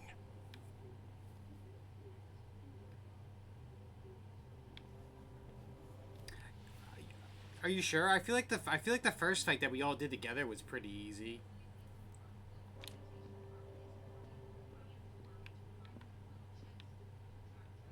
Cause like,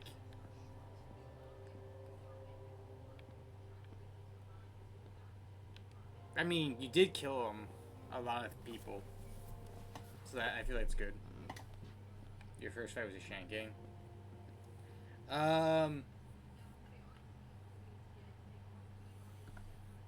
If we're talking my first fight, it was rather one-sided, but that was because the dice rolls were just slated in our favor so much. Like Patty can tell you, it was 4-1. No, I think it was like more like 5-6-1 for the enemy side compared to us. They just couldn't roll for anything, and about like 85 to 9% of what we rolled hit, and we just kept hitting, and they couldn't. So like Gerard took out the lance that was attacking him fairly quickly. Took out I think it was a corporal captain that made a lance fled. He took out the heavy, which meant that led to more fleeting. Then he took out the bandit captain the turn after that, and it just became like. That's how we captured so many, was because it was like, okay, I'm gonna fly around, hit you, hit you, hit you, hit you, hit you, and the more that fled, the less turns they got, and the more turns we got, and it just snowballed from there. We didn't lose a single person, which I think is why things are going well for Gerard as at this moment, because we didn't lose. Well, I mean, we technically did lose deserters, but because morale is rather high.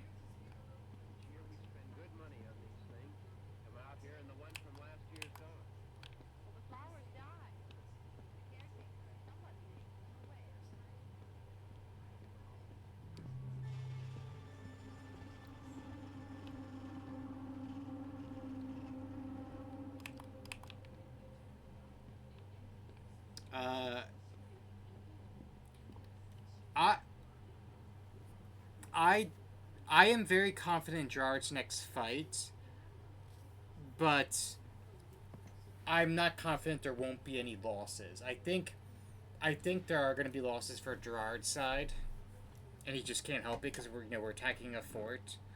But I also. So here's the thing. Like I'm trying to think from like a DM's point of view as well as a storyteller point of view. Is that, let's say we don't lose anyone in this fort fight, right? We take it. We kill the dragon. It was looters against a late early game battle. You got some swaying men arms across the Yeah, yeah, it was. Yeah, it was a one sided fight. Once what? Like we could have like lost if like they started hitting and taking out people, but like um so like there was that chance, but we did well. But I'm looking at Gerard's next fight from a DM and storytelling point of view, and I think this one the scariest option is if we don't lose a single man and Gerard kills the dragon, because people are gonna start looking at Gerard as some kind of like King Arthur, or like Alexander the Great, or Darius the Third, or like someone like that, and it's going to make things a lot more difficult and harder for Gerard in the long run, because the ally side is going to be like, oh, we're going to throw you in dangerous mission after dangerous mission, and the enemy side is like, we have to throw thing after thing after thing to slow this man down. It's gonna be rough. So, but if we lose a lot of people, of course, it's gonna be really bad. As weird as it sounds, it's the if we lose some people, people might look like, okay, that first fight was a fluke, you know, this is more what we expected. But if Gerard kills this dragon, and Gerard his plan means like not a single person dies, I think it's gonna drastically change how things are in our theater of war, where Gerard is. It might even make things easier for Fritz and Leofric, because like forces on the enemy side might have to move to where Gerard is, freeing up some stuff for you guys. But it can be a very scary thing.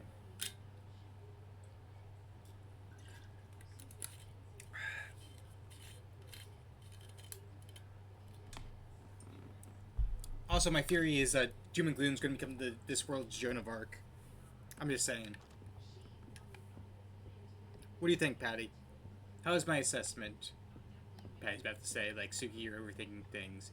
You're pulling a Vernai. You're overthinking, underthinking the big picture at the same time. Right.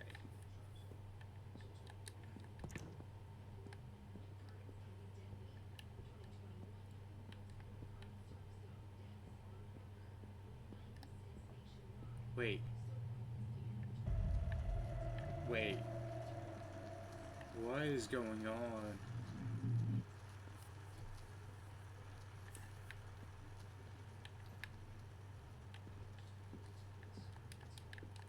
I don't like what's going on, guys.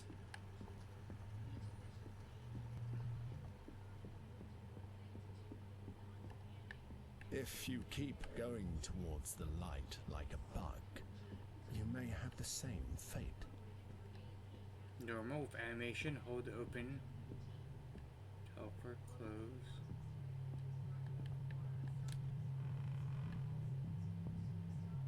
Oh.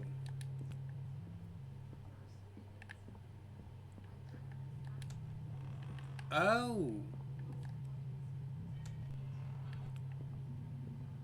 That's cool. Oh. Oh, where are we? I don't like this. Find the memory out of place? Oh.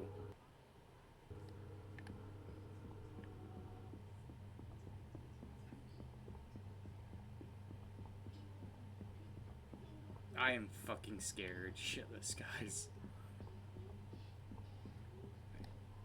We're not gonna recheck this. We said the demo was a standalone experience. There is something tragic about an unfinished scenario. Are we As actually... if the Was world had Factoid given right? up before it finished creating itself. Or as if the protagonist had given up before even trying.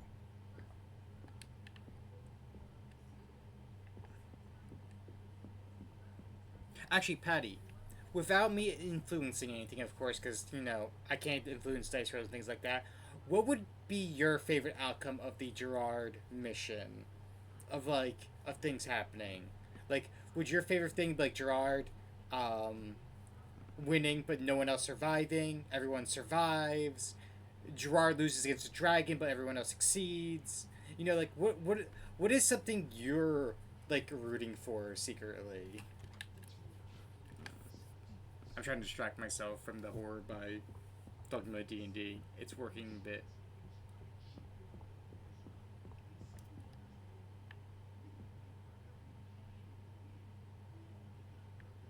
I hope Oliver doesn't die. Oliver is starting to become my favorite. It's also why. It's also why both me and Gerard want to heap a lot of the credit on Oliver as with Doom and Gloom, because I think it'd be fucking hilarious. Like Gerard's like, I'm gonna make sure you get credit because you said you didn't want credit and because you deserve it. Out of character, I'm like, I think it'd be fucking hilarious.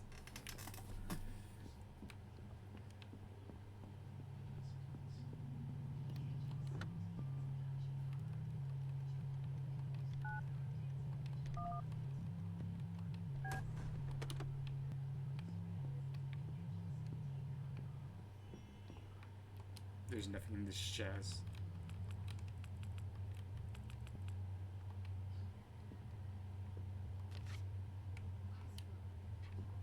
Oh, I hear music.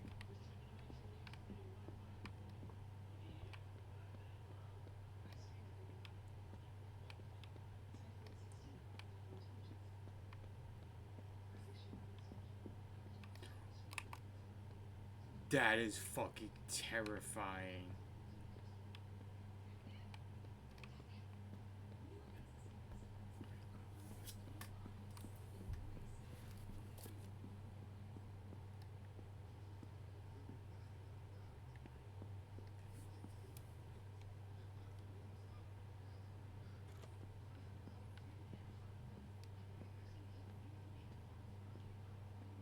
What is it that motivates you to continue? By now, you should know that everything is broken. There is no script anymore.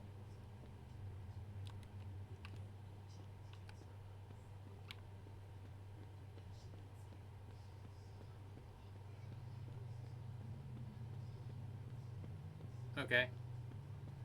You and me like. I'm just gonna. I mean.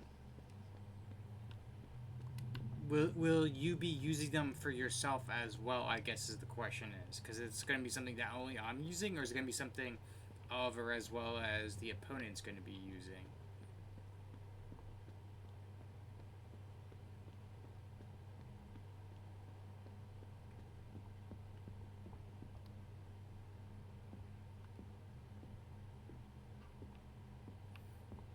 Ooh, okay.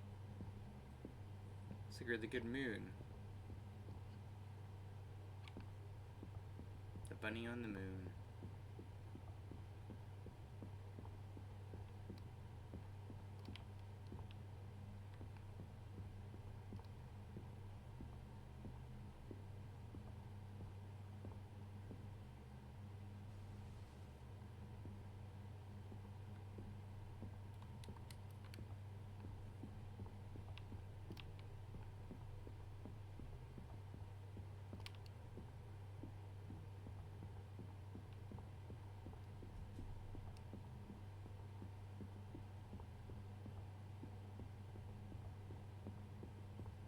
Gotcha.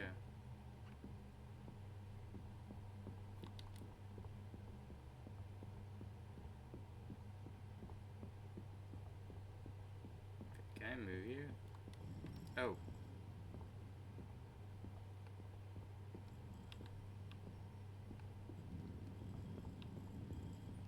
We're stealing the moon.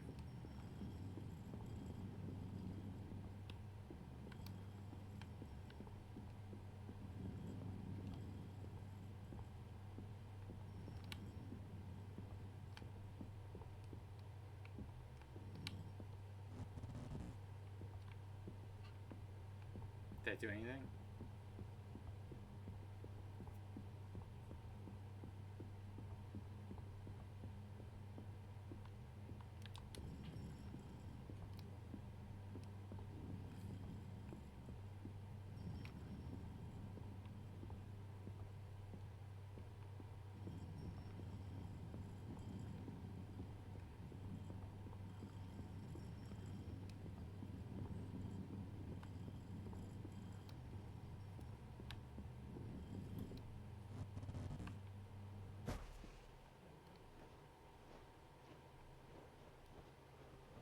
can see the moon and scare.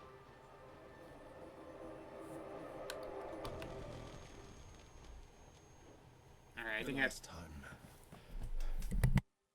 I keep thinking that maybe it was my fault for not calling the ambulance quicker, for not knowing how to give first aid. And I know I've been told I couldn't have done anything, but that's exactly what scares me. To have been there when he was dying and not doing anything, just watching my father's face struggling as his heart broke. I don't know. For me, everything is pretty dark since then. I think I need help.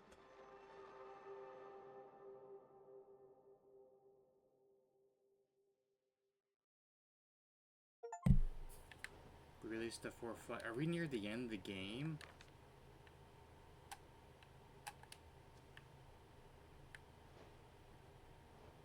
Goodbye.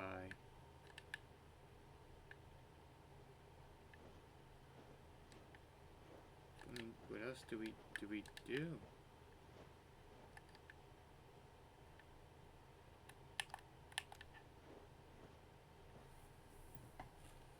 I'm not sure there's a way out this time. Thanks to you. Oh, shut it.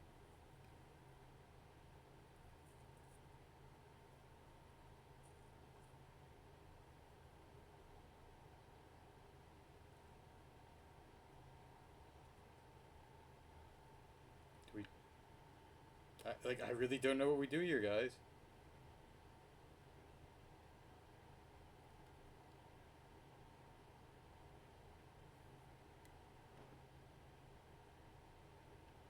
Do we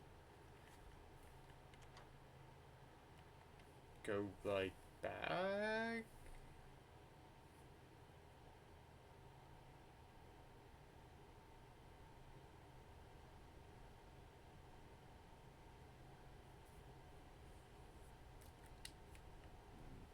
I think we might be reaching the end of the game because we got to the 4th flight.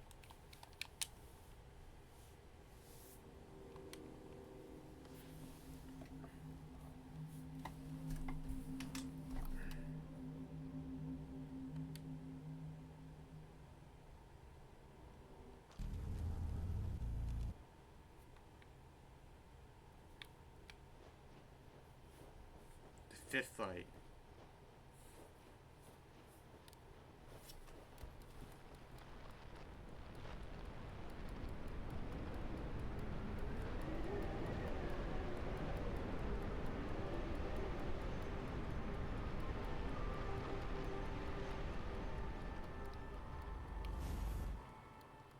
That's how it goes.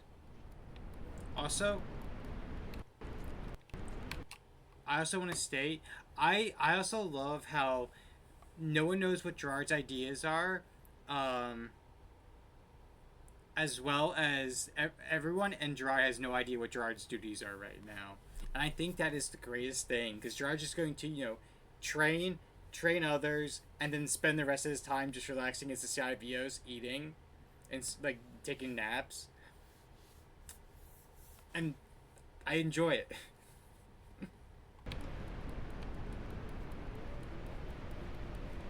Is my 3-year anniversary coming up?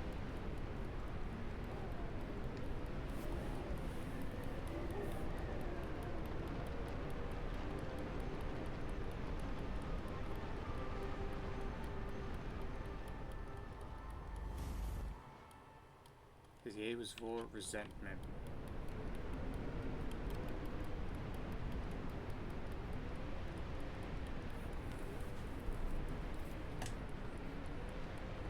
Well, here's the thing, Patty. Are you going to buy your sub count? Because it's like, are you talking about my affiliate anniversary or streaming anniversary? Because the sub for 35 months is since I got affiliate. So it'd be my affiliate anniversary that's coming up. Yes, I do. I do. I do Mia's Suki's anniversary, and then I do affiliate anniversary. Affiliate anniversary is always in the summer, and then Suki is like the fall. It's I think literally like October.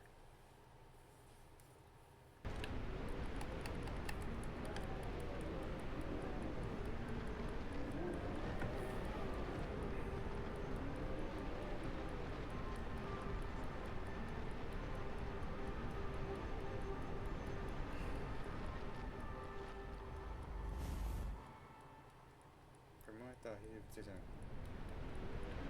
yeah, that's probably my Suki because technically, I as before Suki have streamed as a different persona, and actually technically I started streaming before you even were aware of it, Patty.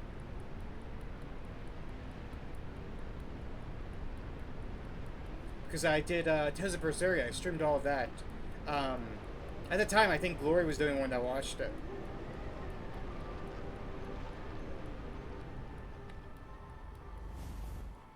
Oh, you were here for Tales?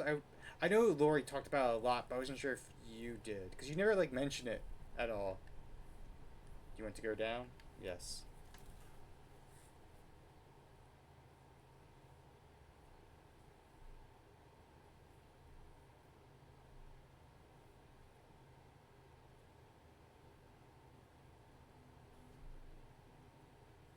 Because In the end, you got your way and managed to reach the other side.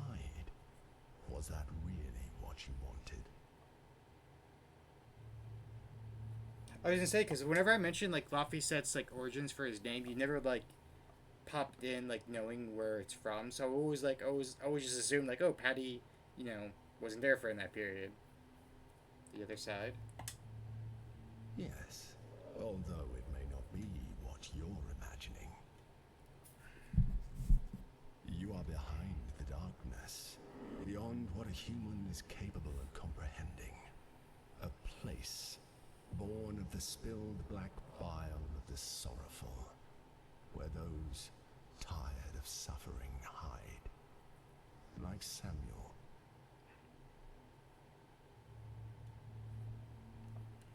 What does this place mean?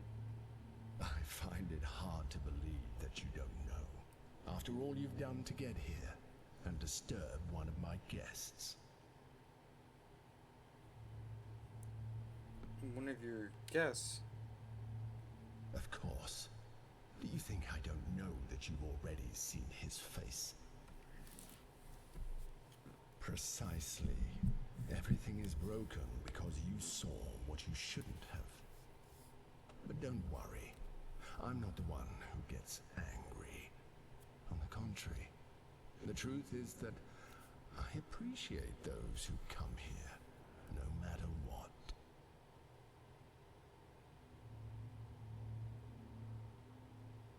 Should I have seen you? Are you sure it was me? No, I don't think you could take it. Who are you? Again? I am one of the many voices you hear in your head. I can be the narrator, the ghost, the monster, the god. I am whatever you need me to be, so I can be your complete destruction, or your most precious companion.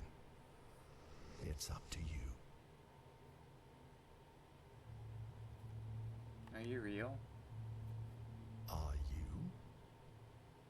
I mean, fair enough. I am simply me, just as you are you. Everyone in this world lives in contradiction, even those you call gods.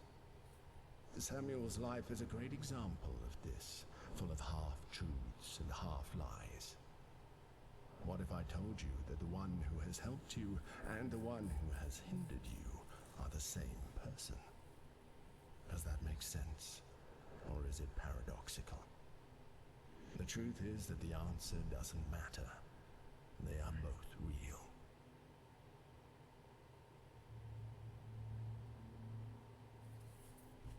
Ooh, I like how you can word this either way. Also, Patty, on a side note, just thinking about like all this, are you gonna give someone in one of the player characters a sentient weapon again?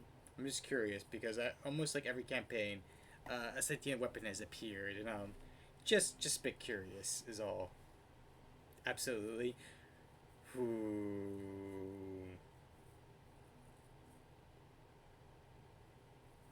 Roger sort of has one.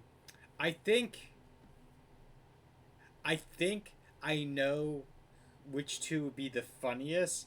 I think the most likely.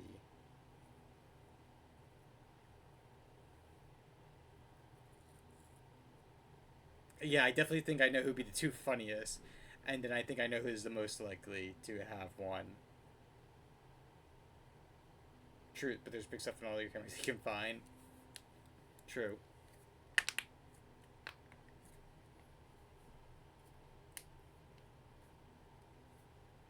I think the funniest would be just because of how much you enjoy messing with them. Bit is Ashes and Mel. Those two would be the funniest to give it a sentient weapon. I think the most likely is. You're so right. Yes, I know I'm so right because I would have done the same thing. I think the. You're so right. I think the most likely would be Fritz. I think depending on where Fritz goes personality wise, especially since he's being a lot more. What I can see from the RP chat, I don't know from the group. I know from the group one. I don't know from the solo ones. He's being a lot more honest, open, turning from his old ways, seeing his mistakes. It'd be very interesting to see one that's trying to bring out like with his darker urges, or one that's trying to help guide him. Um, so I was just saying because I'm just talking to someone who's in my head right now because the voice right now, the narrator's in her head. I was like, oh, are you gonna give someone a sentient weapon? Because most campaigns I've been with Patty, uh, there's been a sentient magical item evolved. I know because I've been the cause of quite a few. And I was saying the two funniest would be Mel and um, Ashes, and I said the most likely would be you. Because I was saying like how I could see from the group chats, Fritz is going on a more noble like mindset, more friendly, more justice driven. It'd be very interesting to see him have a sentient weapon that is very like bring out the dark urges, or one that's trying to help guide him. I think I feel like I always love magical items. I feel like, and correct me if I'm wrong, but I feel like the cop out one would be Gerard, if you just like suddenly hand him like a sentient Excalibur.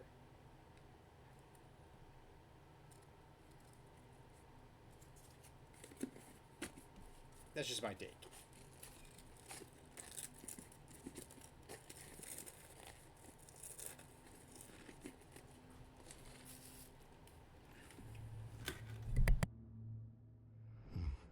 That's interesting.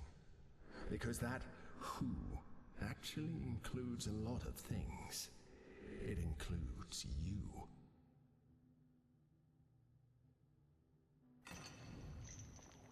Oh, it's time.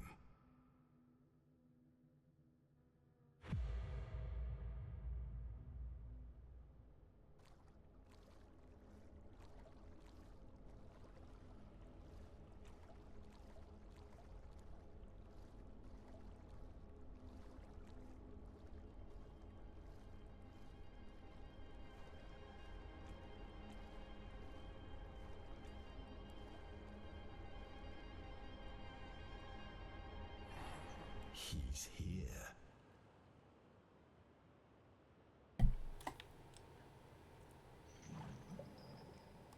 Oh, Finally, you are face to face.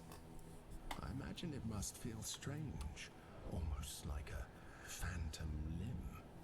But I must confess, I've always loved this moment. You never know how it's going to end. So, go ahead, Samuel. What do you have to say?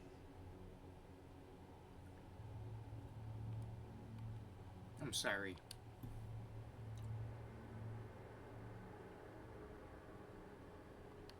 Go on.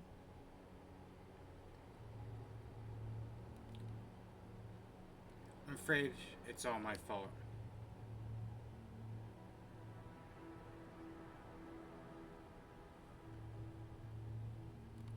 Is it really like this?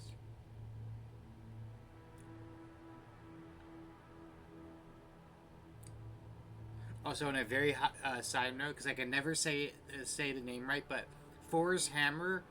My hot take: if one of the player characters in our campaign could pick up the hammer, I'm saying it's the Gerard that is now. Not session one Gerard, but the Gerard that is now could pick it up. If there was one person in the party that could pick it up. That's gonna be my small hot take. How long will it last?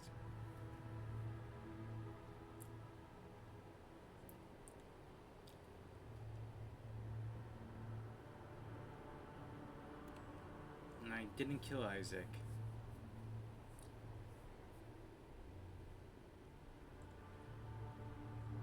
I didn't kill Mr. Button.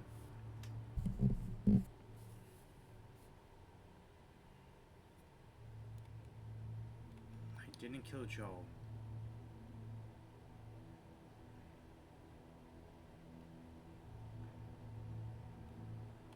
Why do I feel so guilty?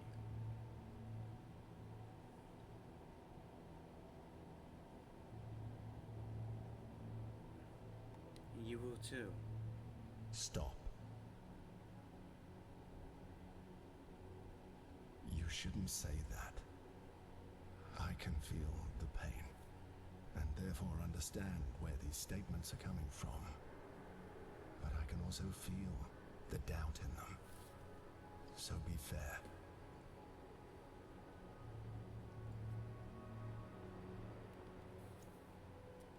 Will you do it too?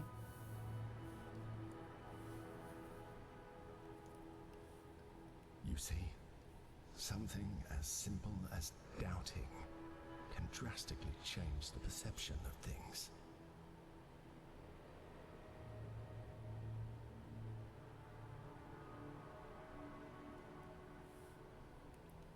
I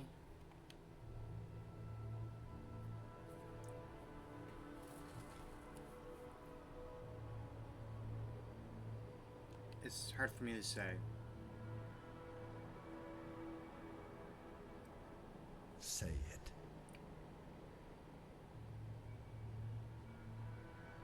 I don't want to feel alone anymore.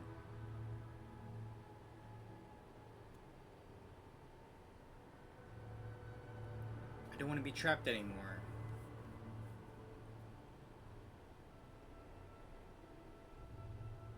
I want to live. I see. I find it very interesting to see someone who manages to get out of this place after facing his fears. But I feel the need to make an observation, Samuel. You were never alone, and you never lost your dreams. That's why you made it this far.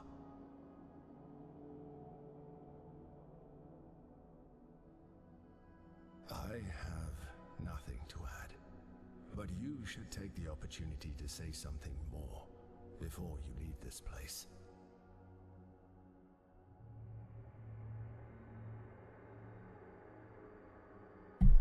It wasn't your fault. Let's get out of here together, buddy.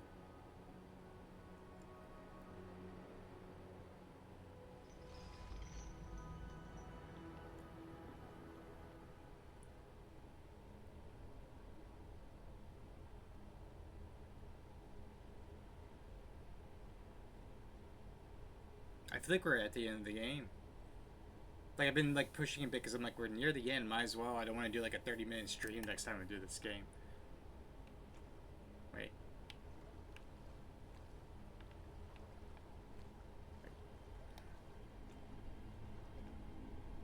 Oh.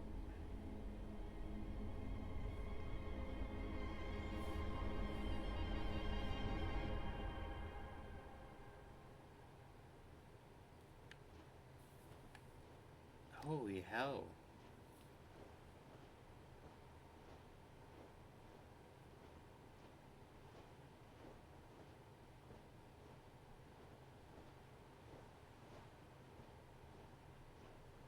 Take care, Samuel. Oh shit. Until next time. Until next time.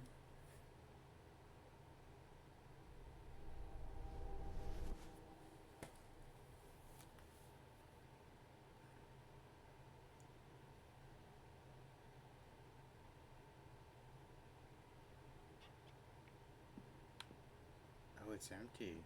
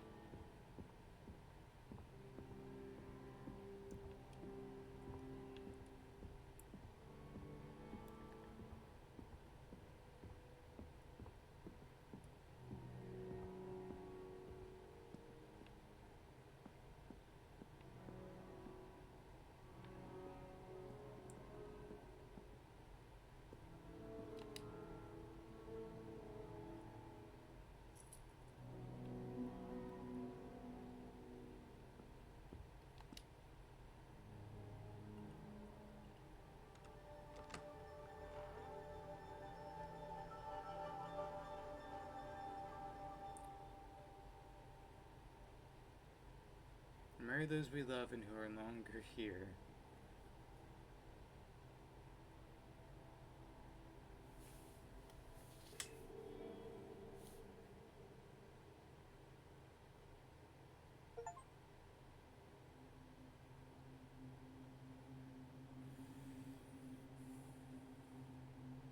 Oh my, the creative director, the writer, the game. Oh wow, it was a rather small team for this game.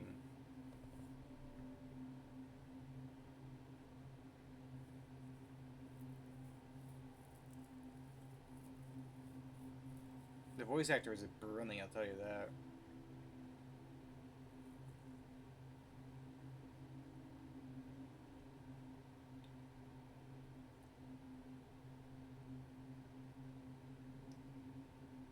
That was a really good game. I mean, there was times where the puzzles really messed me up a bit, but overall, like, there was some damn good scares.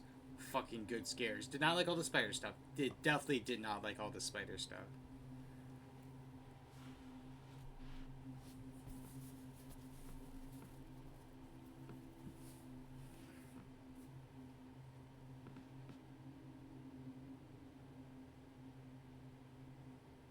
Console port. Oh, this was ported to console? I didn't know that.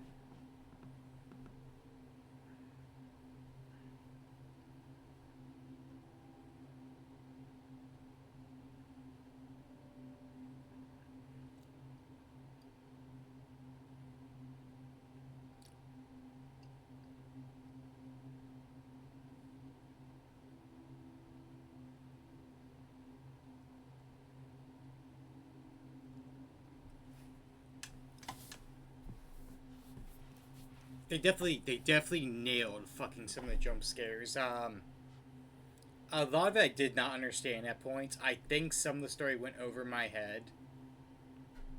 Oh, they did feature actually real artworks from like the from Nestor Martin Fernandez de la Torre from the 1910s and 20s. That's awesome. The feature video, Night of the Living Dead.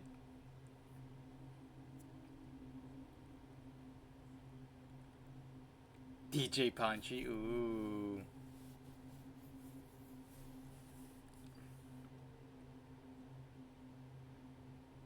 To our family and friends for endless support, patience, encouragement.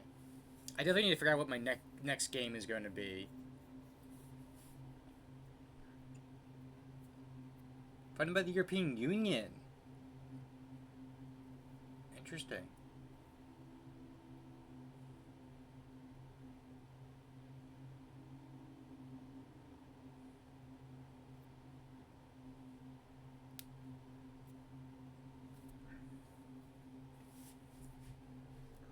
be interesting. Thank you for playing. Yeah, I definitely need... Fucking hell, that was one less jump scare noise. Yeah, I definitely need to figure out what my next game is going to be. Fields of Mystery, I'm going to be jumping in and out because, you know, the newest updates. And I also have to race Sakusan and Romancing Juniper. There was a game I played recently, or not played recently, I saw recently that was like a contender. It's like a bunch of bite-sized games in one large game. You could finish in like 2 hours, 3 hours. I was like, you know what, I might do that. But like, we'll see. I have some other games as well. Try to figure out what like my long-term game is going to be. Probably mix in. So we're gonna find someone to raid out on. Let's see who is online that we know right now, so I can, you know, go get ready for bed and such.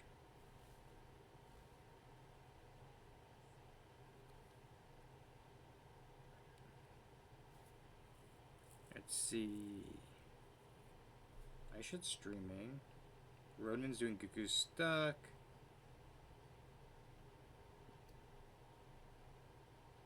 Oh, DJ has his thing going on. I think I don't know if it's his anniversary or birthday stream. I see the word event. We can go raid him. DJ Bronze League. Let's go. Raid DJ Bronze League. All right. I'll see you all probably tomorrow and probably Sunday as well because you know. Not doing anything tomorrow, and my Sunday group for D&D canceled, so I might do something Wednesday, Sunday as well. Beyond that, the next few days are gonna be very iffy. The middle of August, like the as soon as like the 14th start, I'm gonna be gone for like a week, and then near the end of the month, I'm gonna be gone away too for my anniversary. So like, yeah, Patty, Derek canceled the Sunday group. There's no session.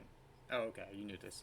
But yeah, so there's going to be parts of August where I'm gone, and then after that, it should be smooth sailing. And then possibly next week, we might see the return of me, Vaughn, and Sakusan as a trio, as our next game has already been confirmed to be Date Everything, which I'm excited for.